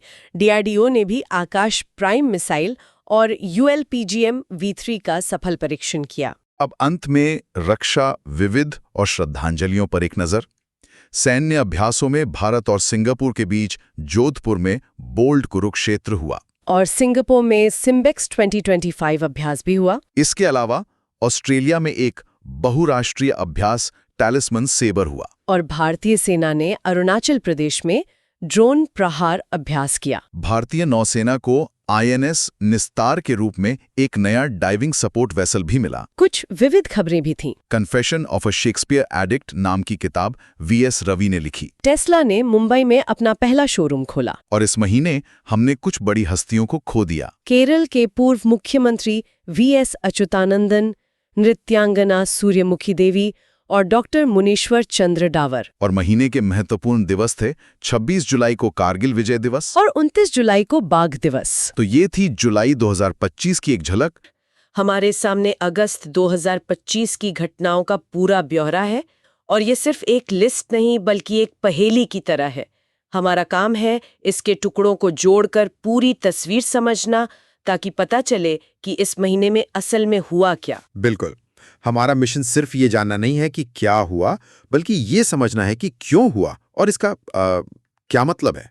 तो चलिए इस पहेली को सुलझाना शुरू करते हैं। तो सबसे पहले बात करते हैं उन चेहरों की जो अगस्त में सुर्खियों में थे, यानी बड़ी नियुक्तियां। लिस्ट तो काफी लंबी है, लेकिन शुरुआत करते हैं फाइनेंस मिनिस्ट्री से। टीसीए कल्याणी को नया सीजीए बनाया गया है। ये सीजीए क्या होता है? सीजीए यानी कंट्रोलर जनरल ऑफ अकाउंट्स। आसान भाषा में कहें तो ये सरकार की चीफ अकाउंटेंट होते हैं। इनका काम सरकार के खर्चों और प्राप्तियों का मतलब पूरा हिसाब किताब रखना है। टीसीए कल्याणी देश की 29वीं सीजीए बनी है, जो एक बहुत बड़ी जिम्मेदारी है। अच्छा, और सुरक्षा के मोर्चे पर भी कुछ बड़े बदलाव हुए हैं। आईपीएस अनीश दयाल सिंह को डिप्टी नेशनल सिक्योरिटी एडवाइजर बनाया गया है और सतीश गोलचा दिल्ली के नए पुलिस कमिश्नर बने हैं। और यहाँ एक पैटर्न देखना दिलचस्प है जब हम सेना की नियुक्तियों को देखते हैं। जैसे लेफ्टिनेंट जनरल पुष्पेंद्र सिंह थल सेना के उप प्रमुख बने और एडमिरल संजय वात्स्यायन नौसेना के उप प्रमुख। हाँ, तो ये दोनों ही नियुक्तियां संगठन के भीतर से हुई हैं। ये एक तरह से निरंतरता और स्थिरता को प्राथमिकता देने का संकेत है। लेकिन विज्ञान के क्षेत्र में शायद कुछ अलग अप्रोच है। तिरुवनंतपुरम के Vikram Sarabhai space centre VSSC में डॉक्टर ए राजराजन को नया निदेशक बनाया गया है। बिल्कुल सही पकड़ा आपने।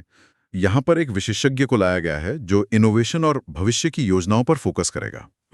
तो एक तरफ पारंपरिक क्षेत्रों में स्थिरता और दूसरी तरफ विज्ञान और तकनीक जैसे भविष्य के क्षेत्रों में नया नेतृत्व।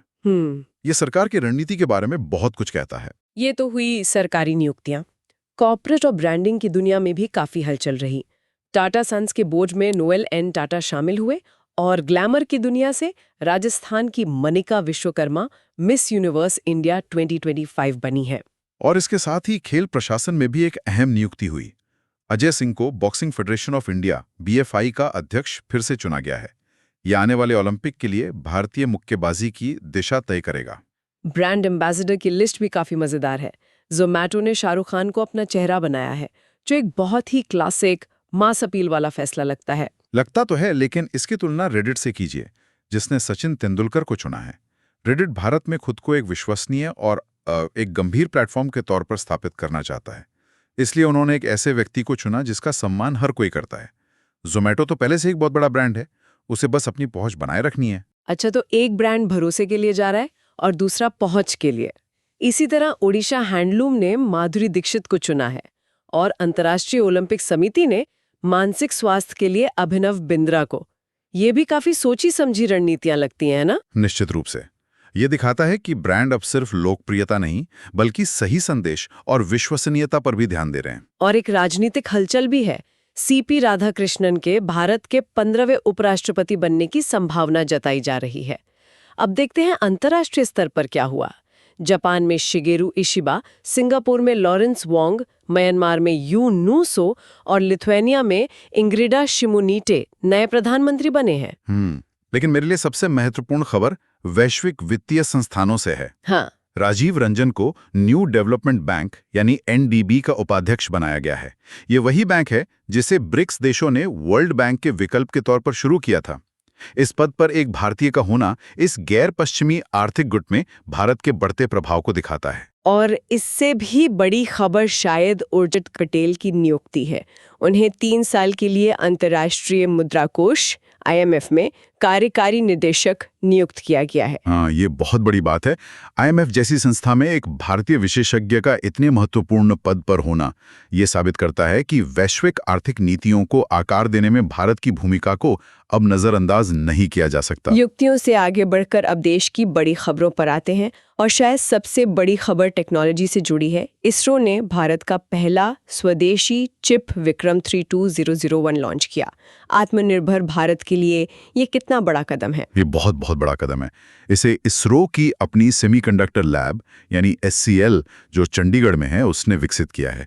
ये समझना जरूरी है कि ये अभी आपके फोन में लगने वाला हाई एंड प्रोसेसर नहीं है, बल्कि एक बेहद जरूरी माइक्रो कंट्रोलर है जिसे हमारे सैटेलाइट्स और रॉकेट्स के लिए डिजाइन किया गया है। तो इसका मतलब है कि अब हमारे स्पेस प्रोग्राम को विदेशी चिप्स पर निर्भर नहीं रहना पड़ेगा। बिल्कुल, ये सिर्फ मेक इन इंडिया की जीत नहीं है, ये हमारी राष्ट्रीय सुरक्षा की भी जीत है। और आर्थिक मोर्चे पर IMF का अनुमान है कि वित्त वर्ष 25-26 में भारत की विकास दर 6.4% रहेगी। ये दुनिया की बड़ी अर्थव्यवस्थाओं में सबसे तेज है। सुरक्षा की बात करें तो स्वतंत्रता दिवस पर मिशन सुदर्शन चक्र की घोषणा हुई। कहा जा रहा है कि ये भारत का अपना आयरन डोम होगा। हाँ, ये एक बहुत महत्वाकांक्षी प्रोजेक्ट है जो भारत को एक एयर डिफेंस शील्ड देगा। सुनने में तो बहुत प्रभावशाली लगता है, लेकिन क्या ये उन महत्वाकांक्षी रक्षा परियोजनाओं में से एक बनने का खतरा नहीं है जो सालों तक विकास में ही फंसी रह जाती हैं? ऐसे सिस्टम बहुत महंगे और जटिल होते हैं। आपका सवाल जायज है। रक्षा परियोजनाओं में देरी का हमारा इतिहास रहा है, लेकिन हाल के वर्षों में खासकर DRDO और प्राइवेट सेक्टर के सहयोग से परियोजनाओं को समय पर पूरा करने पर जोर दिया गया है। मिशन सुदर्शन चक्र की सफलता इस बात पर निर्भर करेगी कि इसे कितनी कुशलता से मैनेज किया जाता है। इसके अलावा महाराष्ट्र ने साइबर क्राइम से लड़ने के लिए गरुड़ दृष्टि नाम का एक टूल भी लॉन्च किया है। इंफ्रास्ट्रक्चर में भी कुछ अपडेट्स हैं। फास्टैग के लिए 3,000 रुपए का एक वार्षिक पास शुरू किया गया है। और पर्यावरण के लिहाज से एक अच्छी खबर है कि गुजरात के कांडला पोर्ट पर भारत का पहला ग्रीन हाइड्रोजन प्लांट शुरू हो गया है। और एक और मील का पत्थर, भारत अब दुनिया का 5वां सबसे बड़ा एविएशन मार्केट बन गया है। देखिए, विक्रम चिप का बनना और दुनिया का 5वां सबसे बड़ा एविएशन मार्केट बनना, ये दोनों खबरें एक ही कहानी कहती हैं। भारत अब सिर्फ एक बड़ा बाजार नहीं है, बल्कि एक निर्माता और एक ग्लोबल कनेक्टर भी बन रहा है। अब अंतर्राष्ट्रीय मंच पर चलते हैं। भारत जापान का 15वां शिखर सम्मेलन हुआ और इसमें एक बहुत ही रोमांचक खबर आई।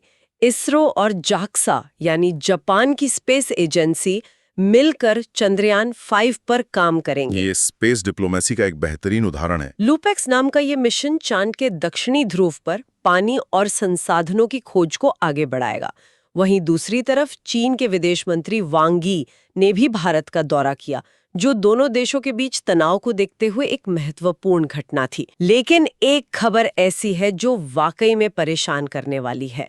प्रशांत महासागर के एक छोटे से देश तुवालू ने अपनी पूरी आबादी को ऑस्ट्रेलिया में शिफ्ट करने के लिए एक नियोजित प्रवासन कार्यक्रम शुरू किया है। वजह है जलवायु परिवर्तन। ये खबर दिल दहला देने वाली है। ये शायद इतिहास में पहली बार हो रहा है कि एक देश को जलवायु परिवर्तन के कारण अपनी जमीन छोड़कर अपना अस्तित्व बचाने की योजना बनानी पड़ रही है। ये हमें बताता है कि क्लाइमेट चेंज अब सिर्फ पर्यावरण का मुद्दा नहीं रहा, ये एक मानवीय संकट और राष्ट्रीय सुरक्षा का मुद्दा बन चुका है। इसका असर आने वाले समय में वैश्विक कूटनीति पर बहुत गहरा पड़ेगा। दुनिया में जहां एक तरफ तुवालू जैसा संकट है, वहीं नागोर्नो काराबाख में अजरबैजान और आर्मेनिया के बीच शांति समझौते की एक अच्छी खबर भी है। लेकिन अमेरिका से व्यापार के मोर्चे पर एक झटका लगा, जहां भारतीय निर्यातों पर 50% टैरिफ लगाया गया। और पड़ोस में भूटान में टाटा पावर के सहयोग से दुर्जिलुंग हाइड्रो प्रोजेक्ट शुरू हुआ है। ये भारत भूटान के मजबूत ऊर्जा संबंधों को दिखाता है। एक तरफ वैश्विक तनाव है तो दूसरी तरफ क्षेत्रीय सहयोग भी मजबूत हो रहा है। चलिए अब देश के अलग अलग राज्यों की दिलचस्प हबों पर नजर डालते हैं। महाराष्ट्र के मुंबई में मौली नाम से देश का पहला ऐसा क्लीन स्ट्रीट फूड हब शुरू हुआ है, जिसे पूरी तरह से महिलाएं चलाती हैं। महिला सशक्तिकरण का ये एक शानदार मॉडल है। और गुजरात से भी ऑटोमोबाइल सेक्टर के लिए बड़ी खबर है। प्रधानमंत्री ने मारुति सुजुकी की पहली made in India electric car e Vitara को हरी झंडी दिखाई। ये भारत के ईवी इकोसिस्टम के लिए एक मील का पत्थर है। ये देखना दिलचस्प है कि कैसे हम एक तरफ राजस्थान के थार रेगिस्तान में राटादिया नाम की एक नई सिंधु घाटी सभ्यता की साइट खोज रहे हैं और दूसरी तरफ दिल्ली विधानसभा को पूरी तरह से डिजिटल और सौर ऊर्जा से चलने वाला बना रहे हैं। बिल्कुल, ये विरासत और आधुनिकता का संतुलन ही भारत की असली कहानी है। इसी कड़ी में मध्य प्रदेश के जबलपुर में पहले हिंदी माध्यम के MBBS कॉलेज का उद्घाटन हुआ है, जो शिक्षा को और ज्यादा सुलभ बनाने की कोशिश है। वहीं उत्तराखंड के उत्तरकाशी में बादल फटने की एक दुखद घटना भी हुई। विरासत और आधुनिकता के इसी संतुलन की बात को आगे बढ़ाते हुए कुछ और राज्यों की योजनाओं को देखते हैं। केरल भारत का पहला 100% डिजिटल साक्षर राज्य बन गया है। ये एक बहुत बड़ी उपलब्धि है। डिजिटल इंडिया का सपना तब तक पूरा नहीं हो सकता जब तक हर नागरिक डिजिटल रूप से साक्षर ना हो।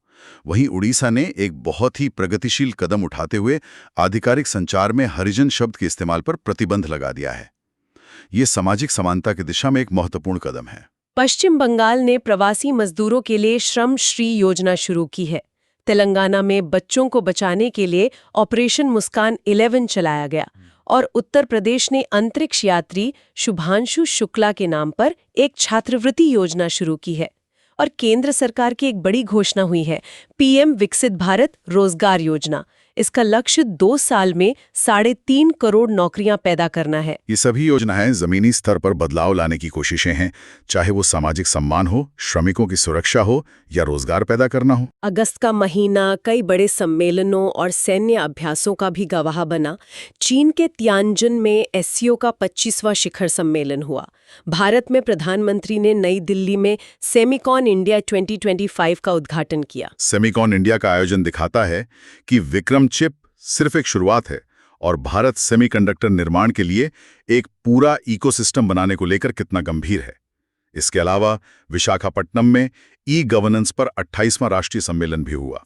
सैन्य मोर्चे पर भारत में अमेरिका के साथ अलास्का में एक्स युद्धाभ्यास किया, थाईलैंड के साथ मेघालय में एक्स मैत्री और श्रीलंका के साथ कोलंबो में नौसैनिक अभ्यास SLINX 25 किया।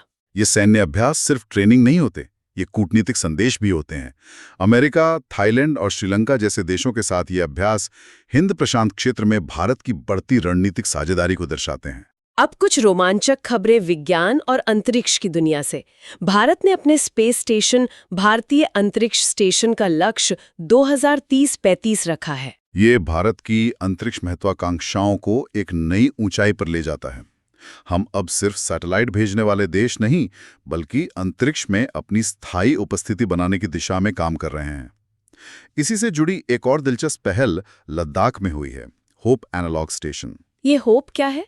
इसका पूरा नाम है ह्यूमन आउटर प्लानिटरी एक्सप्लोरेशन। ये इसरो द्वारा बनाया गया एक ऐसा स्टेशन है जहां भविष्य के मंगल या चांद मिशनों के लिए अंतरिक्ष यात्रियों को ट्रेनिंग दी जाएगी। लद्दाख का वातावरण पृथ्वी पर मंगल ग्रह के सबसे करीब माना जाता है और अंतरिक्ष में नासा ने यूरेनस का 29वां चंद्रमा S2025U1 खोजा है। और एक भारतीय अंतरिक्ष यात्री ने उत्तरी अटलांटिक में 502 मीटर की गहराई तक गोता लगाकर एक नया रिकॉर्ड बनाया है। और हाँ, 23 अगस्त को राष्ट्रीय अंतरिक्ष दिवस मनाया गया, जिसका थीम था आर्यभट्ट से गगनयान। यह थीम अपने आप में भारत की पूरी अंतरिक्ष यात्रा को समेट लेता है, हमारे पहले सैटेलाइट से लेकर हमारे पहले मानव मिशन तक। चलिए अब पुरस्कारों और खेल की दुनिया में चलते हैं। एक बहुत ही गर्व की बात है कि एजुकेट गर्ल्स नाम के NGO को रेमन मैग्सेसे 2025 पुरस्कार मिला। ये पुरस्कार जीतने वाला ये पहला भारतीय NGO है। ये बहुत बड़ी उपलब्धि है। एजुकेट गर्ल्स लड़कियों की शिक्षा के लिए जमीनी स्तर पर काम करता है और इस पुरस्कार से उनके काम को वैश्विक मान्यता मिली है। वहीं विश्व प्रतिस्पर्धात्मकता रैंकिंग में भारत 41वें स्थान पर रहा और लोकमान्य तिलक पुरस्कार नितिन गडकरी को दिया गया और कृषि के क्षेत्र में MS स्वामीनाथन पुरस्कार नाइजीरिया के प्रोफेसर एडेमोला को मिला। फिल्मों की बात करें तो 71वें राष्ट्रीय फिल्म पुरस्कारों में जवान के लिए शाहरुख खान और 12वीं फेल के लिए विक्रांत मैसी को सर्वश्रेष्ठ अभिनेता का पुरस्कार मिला, जबकि सर्वश्रेष्ठ अभिनेत्री रानी मुखर्जी रहीं। खेल की दुनिया में ये महीना बदलावों और जीतों का रहा। एक तरफ क्रिकेट के दीवार कहे जाने वाले चितेश्वर पुजारा ने संन्यास की घोषणा की, जो एक युग का अंत है, तो दूसरी तरफ एक नए खेल में भारत का दबदबा देखने को मिला। एशियाई शूटिंग चैंपियनशिप में भारत ने 50 स्वर्ण पदकों के साथ पहला स्थान हासिल किया। ये कोई छोटी मोटी जीत नहीं है। बिल्कुल नहीं। ये दिखाता है कि ओलंपिक खेलों के लिए हमारी तैयारी और निवेश सही दिशा में जा रहा है। इसके अलावा डायमंड लीग में नीरज चोपड़ा ने रजत पदक जीता। शतरंज में रोहित कृष्णा एस भारत के 79वें ग्रैंडमास्टर बने। और वुशु में नम्रता बत्रा रजत पदक जीतने वाली पहली भारतीय बनी। टीम स्पोर्ट्स में 134वां Durand Cup football tournament North East United ने जीता। जूनियर महिला हॉकी में झारखंड ने हरियाणा को हराया। भारत इंग्लैंड टेस्ट सीरीज 2-2 से ड्रॉ रही और लीजेंड्स लीग दक्षिण अफ्रीका ने जीती। और टेनिस में सिंसिनाटी ओपन कार्लोस एल्कराज और ईगा स्वियातेक ने जीता। और कुछ रोचक खबरें भी हैं। FIDE वर्ल्ड कप इस साल गोवा में आयोजित होगा। खेलो इंडिया वाटर स्पोर्ट्स में मध्य प्रदेश टॉप पर रहा और बीजिंग में रोबोट गेम्स का आयोजन हुआ, जो भविष्य के खेलों की एक झलक देता है। Institution matters. और इस महीने हमने पूर्व राज्यपाल सत्यपाल मलिक, नागालैंड के राज्यपाल ला गणेशन और झारखंड के पूर्व मुख्यमंत्री शिबू सोरेन को खो दिया। विविध खबरों में फिजी के प्रधानमंत्री सितिवेनी रबुका ने भारत का दौरा किया और असम में गैंडों के अवैध शिकार को रोकने के लिए ऑपरेशन फैल्कन चलाया गया। और याद रखने के लिए कुछ महत्वपूर्ण दिन: 6 अगस्त हिरोशिमा दिवस, 9 अगस्त नागासाकी और विश्व आदिवासी दिवस, और 29 अगस्त राष्ट्रीय खेल दिवस। तो ये थी अगस्त 2025 की एक पूरी तस्वीर। तो चलिए अब चलते हैं अगले महीने यानी सितंबर 2025 के करंट अफेयर्स पर। हमारे पास इस महीने की घटनाओं का पूरा कच्चा चिट्ठा है और आज हम इसी की गहराई में उतरेंगे। हमारा मिशन सिर्फ ये जानना नहीं है कि क्या हुआ, बल्कि ये समझना है कि इसका मतलब क्या है। बिल्कुल। सितंबर में कई ऐसी खबरें हैं जो ऊपर से देखने में अलग अलग लगती हैं, लेकिन जब आप उन्हें जोड़कर देखती हैं तो भविष्य के ट्रेंड्स की एक साफ तस्वीर उभर कर आती है। अच्छा जी, चाहे वो गवर्नेंस में AI का दखल हो या क्रिकेट बोर्ड में बदलाव, आज उन्हीं डॉट्स को कनेक्ट करने की कोशिश करेंगे। बहुत बढ़िया। तो शुरुआत करते हैं नियुक्तियों से, जहां इस महीने काफी हलचल रही। सबसे पहले RBI में एक बड़ा बदलाव हुआ है। शिरीष चंद्र मुर्मू को नया डिप्टी गवर्नर बनाया गया है। हाँ, M राजेश्वर राव की जगह पर। और रेलवे में सतीश कुमार को रेलवे बोर्ड के चेयरमैन के तौर पर रीअपॉइंट किया गया है। और इन दोनों नियुक्तियों में ही एक दिलचस्प पैटर्न है। एक तरफ बदलाव, दूसरी तरफ निरंतरता। RBI में नया चेहरा लाना शायद मॉनेटरी पॉलिसी को एक नई दिशा देने की कोशिश है, जबकि रेलवे बोर्ड में सतीश कुमार का बने रहना दिखाता है कि सरकार जो बड़े इंफ्रास्ट्रक्चर प्रोजेक्ट्स चला रही है उनमें कोई रुकावट नहीं चाहती। ये तो बहुत अच्छा पॉइंट है। और इसी कड़ी में एक बड़ी संवैधानिक नियुक्ति भी हुई। CP राधाकृष्णन भारत के 15वें उपराष्ट्रपति बने हैं और उनके सचिव के तौर पर अमित खरे को नियुक्त किया गया है। साथ ही एक और प्रशासनिक फैसला हुआ। गुजरात के गवर्नर आचार्य देवव्रत को महाराष्ट्र का एडिशनल चार्ज दिया गया है। हाँ, उपराष्ट्रपति का पद संवैधानिक रूप से बहुत अहम है क्योंकि वो राज्यसभा के सभापति भी होते हैं और गवर्नर को एडिशनल चार्ज देना अक्सर एक अस्थायी व्यवस्था होती है, लेकिन इससे ये भी पता चलता है कि हमारा एडमिनिस्ट्रेशन कितना फ्लेक्सिबल है। Service extension. हाँ, और एक काफी अलग तरह की नियुक्ति हुई है। एक्ट्रेस कृति सैनन को UNFPA ने लैंगिक समानता के लिए अपना एम्बेसडर बनाया है। CDS का सेवा विस्तार इस वक्त बहुत मायने रखता है, खासतौर पे थिएटर कमांड्स के इंटीग्रेशन के लिए।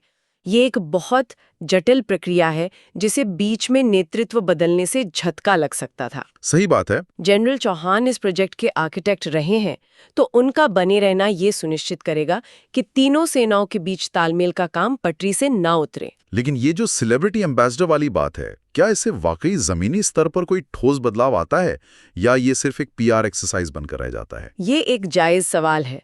अक्सर ये सिर्फ सुर्खियां बटोरने के लिए होता है, लेकिन इस मामले में UNFPA का फोकस युवाओं पर है और कृति सैनन की अपील सीधे उसी डेमोग्राफिक से है। अच्छा, अगर वो इस प्लेटफॉर्म का इस्तेमाल सिर्फ फोटो ऑप्स के बजाय असल संवाद शुरू करने के लिए करती हैं, तो इसका असर हो सकता है। उम्मीद तो यही है। चलिए कुछ और नियुक्तियों पर नजर डालते हैं। Vandana Gupta controller general of communications accounts बनी है और न्यायपालिका में भी नए चेहरे आए हैं। पटना हाईकोर्ट में जस्टिस पवन कुमार, बॉम्बे में जस्टिस श्री चंद्रशेखर और मणिपुर में जस्टिस एम सुंदर। बिल्कुल। तो एक तरफ न्यायपालिका में नए चेहरे आ रहे हैं, वहीं दूसरी तरफ देश की अर्थव्यवस्था और खेल को चलाने वाले संगठनों में भी बड़े बदलाव हुए हैं। एनएससी के चेयरमैन अब श्रीनिवास इंजेती हैं, लेकिन सबकी नजरें बीसीसीआई पर हैं, जहां मिथुन मनाहस ने रॉजर बिन्नी की जगह ली है। हाँ, और बीसीसीआई का ये बदलाव दिलचस्प है, क्योंकि रॉजर बिन्नी का कार्यकाल अंतर्राष्ट्रीय कैलेंडर और ब्रॉडकास्टिंग राइट्स पे ज्यादा केंद्रित था। मिथुन मनास जो घरेलू क्रिकेट से गहरे जुड़े रहे हैं, शायद अब रणजी ट्रॉफी के स्ट्रक्चर पर ज्यादा ध्यान दें। मतलब अब शायद घरेलू क्रिकेट के अच्छे दिन आने वाले हैं। इसके अलावा आर वेंकटरमणी को अटॉर्नी जनरल के रूप में फिर से नियुक्त किया गया है और टीसीए कल्याणी नई कंट्रोलर जनरल ऑफ अकाउंट्स बनी है। और दुनिया भर में भी नए नेता सामने आए हैं, जैसे थाईलैंड में अनुथिन चरविराकुल, यूके में डिप्टी पीएम डेविड लैमी और फ्रांस में सेबेस्टियन लेकॉर्नु। और इन सब में सबसे ऐतिहासिक है नेपाल की खबर। सुशीला कार्की वहां की अंतरिम सरकार की पहली महिला प्रधानमंत्री बनी है। वाह, ये पूरे दक्षिण एशिया में महिला नेतृत्व के लिए एक बहुत बड़ा और सकारात्मक संकेत है। बिल्कुल। अब आते हैं भारत की कुछ ऐसी खबरों पर जो पहली बार हुई हैं। उत्तर प्रदेश के बुलंदशहर में अनोखी दुनिया नाम से दुनिया का पहला सिरामिक वेस्ट पार्क बन रहा है। ये क्या चीज है? ये एक शानदार पहल है। हमारे देश में सिरेमिक फैक्ट्रियों से बहुत वेस्ट निकलता है, टूटी हुई टाइलें, कप, प्लेट्स। हाँ, बहुत सारा। ये पार्क उसी कचरे का इस्तेमाल करके कलाकृतियां और पब्लिक स्पेसेस बना रहा है। मैंने इसकी कुछ तस्वीरें देखी हैं, ये वाकई कमाल का है। ये दिखाता है कि कचरा भी कितना खूबसूरत हो सकता है। वाह। और इसी तरह की एक और पहली पहल मध्य प्रदेश के धार में हुई है, जहां देश के पहले PMMITR पार्क की आधारशिला रखी गई है। ये सामान्य टेक्सटाइल पार्क से अलग कैसे है? इसका मुख्य अंतर 5F विजन है। फार्म से फाइबर, फाइबर से फैक्ट्री, फैक्ट्री से फैशन और फैशन से फॉरेन। 5F, अच्छा। यानी ये पार्क एक ही जगह पर कपास उगाने वाले किसान से लेकर धागा बनाने, कपड़ा रंगने और फिर विदेश भेजने तक पूरी सप्लाई चेन को इंटीग्रेट करने की कोशिश है। इससे लागत और समय दोनों बचेंगे। मतलब वन स्टॉप शॉप जैसा कुछ। हाँ। और पर्यावरण के क्षेत्र में भी एक अच्छी खबर है। तमिलनाडु के पाक बे में भारत के पहले डुगोंग संरक्षण रिजर्व को IUCN ने मान्यता दे दी है। और ये बहुत जरूरी था। डुगोंग, जिसे प्यार से समुद्री गाय भी कहते हैं, एक बहुत ही शांत और विलुप्त प्राय समुद्री जीव है। इस रिजर्व को अंतर्राष्ट्रीय मान्यता मिलने का मतलब है कि अब इसके संरक्षण के लिए ज्यादा फंड्स और ग्लोबल एक्सपर्टीज मिलेगी। और देखिए, तकनीक की दुनिया में भी कुछ ऐसा ही हुआ है जो हमारी सांस्कृतिक विरासत को बचाने से जुड़ा है। आदिवानी नाम से भारत का पहला AI ट्रांसलेटर लॉन्च हुआ है, जो जनजातीय भाषाओं के लिए है। जी, और दिल्ली में आदि संस्कृति नाम से दुनिया की पहली डिजिटल ट्राइबल यूनिवर्सिटी भी खुली है। ये कितना महत्वपूर्ण है? ये बहुत ही शक्तिशाली कदम है। सोचिए, भारत में सैकड़ों आदिवासी भाषाएं हैं जो धीरे धीरे खत्म हो रही हैं। आदिवानी AI का इस्तेमाल करके उन भाषाओं को न सिर्फ बचाएगा, बल्कि उन्हें आपस में ट्रांसलेट भी करेगा। कमाल है। और आदि संस्कृति यूनिवर्सिटी उनकी कला, कहानियों और ज्ञान को एक डिजिटल म्यूजियम की तरह पूरी दुनिया के सामने रखेगी। ये टेक्नोलॉजी का सबसे अच्छा इस्तेमाल है, सबको साथ लेकर आगे बढ़ना। इन तकनीकी छलांगों से अब देश के इंफ्रास्ट्रक्चर पर आते हैं। नमो भारत ट्रेन अब 160 किलोमीटर प्रति घंटे की ऑपरेशनल स्पीड के साथ भारत की सबसे तेज ट्रेन बन गई है। और गुजरात के साबरमती में एशिया का सबसे बड़ा ऑपरेशनल कमांड सेंटर बना है। तो ये हाई स्पीड ट्रेनें क्या सिर्फ यात्रा का समय कम करने के लिए हैं? नहीं, ये सिर्फ समय ही कम नहीं करती, बल्कि अपने रूट पर पड़ने वाले छोटे शहरों के लिए आर्थिक विकास के नए रास्ते भी खोलती हैं। एक नया इकोनॉमिक कॉरिडोर बन जाता है।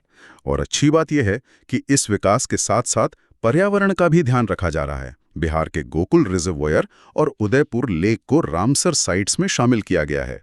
अब देश में कुल 93 रामसर साइट्स हो गई हैं। जी, जो श्रोता नहीं जानते उन्हें बता दें कि रामसर साइट एक अंतर्राष्ट्रीय दर्जा है, जो दुनिया की सबसे महत्वपूर्ण वेटलैंड्स यानी आर्द्र भूमियों को बचाने के लिए दिया जाता है। बिल्कुल। और इसी तरह हिमाचल प्रदेश के कोल्ड डेजर्ट बायोस्फीयर को यूनेस्को के MAB प्रोग्राम में शामिल किया गया है। ये MAB प्रोग्राम क्या है? MAB यानी मैन एंड बायोस्फीयर प्रोग्राम। इसका फोकस उन जगहों पर होता है जहां इंसान और कुदरत के बीच एक टिकाऊ संतुलन बनाया जा सके। ये संतुलन सच में काबिले तारीफ है। और इसी जज्बे को सलाम करता एक और अभियान हुआ समुद्र प्रदक्षिणा, जिसमें 10 महिला अधिकारियों ने INSV तारिणी पर एक ऐतिहासिक नौकायान अभियान पूरा किया। बहुत बड़ी उपलब्धि है ये। अब कुछ राज्यों की खबरों पर चलते हैं। मिजोरम में पहली बार रेल पहुंची है, बैराबी सायरांग लाइन के जरिए। पूर्वोत्तर में रेलवे कनेक्टिविटी पहुंचाना एक बहुत बड़ी उपलब्धि है। ये सिर्फ उस क्षेत्र के लोगों के लिए सुविधा नहीं है, बल्कि ये सामरिक और आर्थिक दृष्टि से भी देश को मजबूत करता है। सही बात है। कर्नाटक ने टियर 2 और टियर 3 शहरों के विकास के लिए लीप प्रोग्राम लॉन्च किया है। और आंध्र प्रदेश में ऑपरेशन स्वर्ण के तहत तिरुपति की स्वर्णमुखी नदी को फिर से जीवित किया जा रहा है। ये दोनों ही योजनाएं दिखाती हैं कि अब फोकस सिर्फ बड़े मेट्रो शहरों पर नहीं है। और बिहार में मुख्यमंत्री महिला रोजगार योजना शुरू हुई है, जिसमें महिलाओं को स्वरोजगार के लिए 10,000 रुपए की मदद दी जा रही है। 10,000 रुपए शायद बड़ी रकम ना लगे, लेकिन किसी महिला के लिए अपना छोटा सा काम शुरू करने के लिए ये एक बड़ी शुरुआत हो सकती है। अब देश से बाहर की दुनिया पर नजर डालते हैं। मॉरिशस और सिंगापुर के प्रधानमंत्रियों ने भारत का दौरा किया। वहीं ब्राजील के पूर्व राष्ट्रपति जायर बोल्सोनारो को तख्ता पलट की कोशिश के लिए 27 साल की जेल हुई है। बोल्सोनारो का मामला दुनिया भर में लोकतंत्र के लिए एक सबक है। ये एक कड़ा संदेश देता है कि लोकतांत्रिक संस्थाओं पर हमला करने के गंभीर परिणाम होते हैं। और अब एक ऐसी खबर है जो सुनने में किसी साइंस फिक्शन फिल्म का प्लॉट लगती है। अल्बानिया ने डेला नाम की दुनिया की पहली AI जनरेटेड मिनिस्टर नियुक्त की है। क्या ये सच में हो रहा है? हाँ, ये सच में हो रहा है। डेला का काम सरकारी सेवाओं पर पब्लिक फीडबैक को एनालाइज करना और सुधार के लिए सुझाव देना है।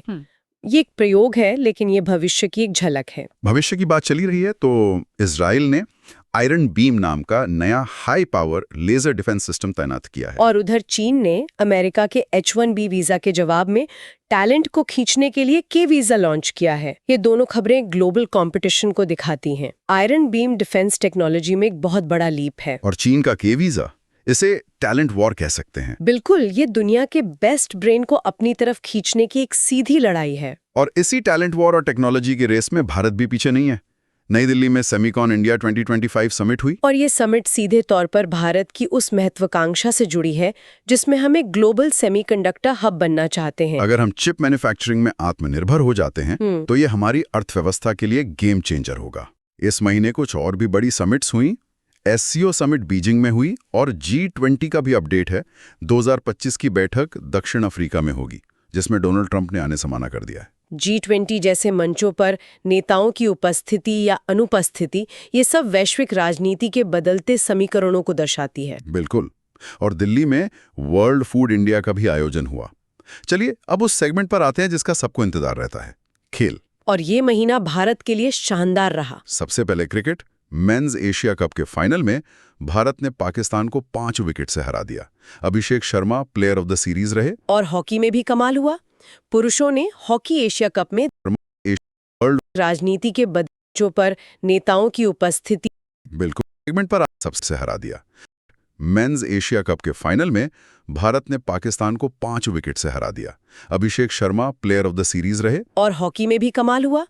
पुरुषों ने हॉकी एशिया कप में दक्षिण कोरिया को हराकर गोल्ड जीता, जो हमारा चौथा खिताब है। हालांकि महिला टीम चीन से हारकर सिल्वर ही जीत पाई। क्रिकेट में पाकिस्तान पर जीत तो हमेशा ही खास होती है, लेकिन हॉकी में पुरुषों का चौथा खिताब जीतना इस खेल में हमारी वापसी का एक मजबूत संकेत है। घरेलू क्रिकेट में दलीप ट्रॉफी सेंट्रल जोन ने जीती। अब वैश्विक खेलों की बात करते हैं। US open 2025 main singles Carlos Alcaraz ने और विमेन सिंगल्स आर्याना सबालेंका ने जीता। और शतरंज में एक और भारतीय सितारा चमका। वैशाली रमेश बाबू ने फिडे विमेंस ग्रैंड स्वीज जीता। वैशाली की जीत भारतीय शतरंज के लिए एक और गौरव का क्षण है, खासकर महिला शतरंज में। प्रज्ञानानंद के बाद अब उनकी बहन वैशाली भी टॉप पर पहुंच रही हैं। वाकई। और क्रिकेट में एक जबरदस्त रिकॉर्ड बना। स्मृति मंधाना ने सिर्फ 50 गेंदों में शतक लगाकर सबसे तेज सेंचुरी बनाने वाली भारतीय महिला क्रिकेटर का रिकॉर्ड अपने नाम कर लिया है। स्मृति का रिकॉर्ड महिला क्रिकेट में बढ़ते पावर हिटिंग के ट्रेंड को दिखाता है। ये खेल अब पहले से कहीं ज्यादा रोमांचक और आक्रामक हो गया है। और फुटबॉल में बैलन डी'ओर 2025 पुरुषों में उस्मान डेम्बले और महिलाओं में एटाना बोनेमाटी ने जीता। खेल के बाद अब रुख करते हैं कला और सम्मान का। इस साल का दादा साहेब फाल्के पुरस्कार मलयालम सिनेमा के लेजेंड मोहन लाल को दिया गया। और 69 में नेशनल फिल्म अवार्ड्स में बेस्ट एक्टर का अवार्ड 2 लोगों को मिला, शाहरुख खान जवान और विक्रांत मैसी 12th फेल को। हाँ, और बेस्ट एक्ट्रेस रानी मुखर्जी बनी। ये देखना दिलचस्प है कि नेशनल अवार्ड्स ने एक तरफ मास एंटरटेनर जवान को और दूसरी तरफ एक प्रेरणादायक सच्ची कहानी 12th फेल को एक साथ सराहा। सही है। और एक बहुत ही महत्वपूर्ण सम्मान जिसे एशिया का नोबेल पुरस्कार भी कहते हैं, रेमन मैग्सेसे पुरस्कार, इस बार भारतीय एनजीओ एजुकेट गर्ल्स को मिला है। एजुकेट गर्ल्स को मिला मैग्सेसे पुरस्कार इस बात का सबूत है कि शिक्षा के क्षेत्र में खासकर लड़कियों की पढ़ाई के लिए जमीनी स्तर पर किया गया काम वैश्विक पहचान हासिल कर सकता है। और लता मंगेशकर पुरस्कार सोनू निगम को दिया गया। अंत में कुछ महत्वपूर्ण रैंकिंग्स। ग्लोबल पीस इंडेक्स में भारत की रैंक 115 है और आइसलैंड टॉप पर। वहीं स्वच्छ वायु सर्वेक्षण में इंदौर ने एक बार फिर बाजी मारी है। इंदौर का लगातार स्वच्छता में टॉप पर रहना अब कोई संयोग नहीं है, ये एक मॉडल बन चुका है जिसे दूसरे शहर अपना सकते हैं। उच्च शिक्षा में NIRF रैंकिंग्स 2025 में IIT मद्रास ओवरऑल कैटेगरी में टॉप पर रहा। और 2 सूचकांकों में हमारी रैंक एक ही है, ग्लोबल इनोवेशन इंडेक्स और ग्लोबल डिजिटल नोमैड रिपोर्ट, दोनों में भारत 38वें स्थान पर है। इनोवेशन इंडेक्स में 38वीं रैंक दिखाती है कि भारत धीरे धीरे R&D और इनोवेशन का एक बड़ा केंद्र बन रहा है। अब बात करते हैं रक्षा और विज्ञान की। भारत अमेरिका के बीच युद्धाभ्यास अलास्का में हुआ और भारत थाईलैंड के बीच मैत्री अभ्यास मेघालय में। संयुक्त सैन्य अभ्यास सिर्फ सैन्य तैयारी नहीं होते, ये कूटनीतिक संदेश भी होते हैं। अलास्का में अभ्यास करना चीन और रूस दोनों के लिए एक संदेश है। भारत ने अपनी रक्षा क्षमताओं में भी इजाफा किया। अग्नि प्राइम बैलिस्टिक मिसाइल का सफल परीक्षण हुआ, जिसकी रेंज 2000 किलोमीटर है। और स्वदेशी फास्ट पेट्रोल वेसल ICGS अदम्य को भी नौसेना में शामिल किया गया। ये आत्मनिर्भर भारत की दिशा में बड़े और ठोस कदम है। विज्ञान में भी कुछ बड़ी घोषणाएं हुई। चंद्रयान 5 अब भारत और जापान का जॉइंट मून मिशन होगा। चंद्रयान 5 में जापान का साथ आना स्पेस एक्सप्लोरेशन में भारत के बढ़ते कद को दिखाता है। दुनिया अब हमें एक बराबर के सहयोगी के तौर पर देखती है। बिल्कुल। लद्दाख में होप स्टेशन यानी human outer planet exploration station स्थापित किया गया। और VSSC ने भारत का पहला 32-बिट चिप विक्रम प्रोसेसर विकसित किया है। जी। और ये विक्रम प्रोसेसर वाली खबर सीधे तौर पर उस सेमीकॉन इंडिया समिट से जुड़ती है जिसकी हमने बात की थी। हाँ, आत्मनिर्भरता। इसी महीने 2 महत्वपूर्ण किताबें भी आईं। भारत के मुख्य न्यायाधीश DY चंद्रचूड़ की Why the Constitution Matters और अरुंधति रॉय की mother Mary comes to me. और अब कुछ विविध लेकिन बहुत महत्वपूर्ण खबरें। अर्थव्यवस्था में GST में एक बड़ा सुधार हुआ है। 12% और 28% के स्लैब हटा दिए गए हैं। हाँ, अब सिर्फ 5% और 18% के स्लैब रह गए हैं। ये GST को सरल बनाने की दिशा में एक बहुत बड़ा कदम है। एक और बदलाव, अहमदानगर रेलवे स्टेशन का नाम बदलकर अब अहिल्यानगर कर दिया गया है। वहीं लद्दाख में 6ठी अनुसूची में शामिल होने और पूर्ण राज्य के दर्जे के लिए प्रदर्शन हुए।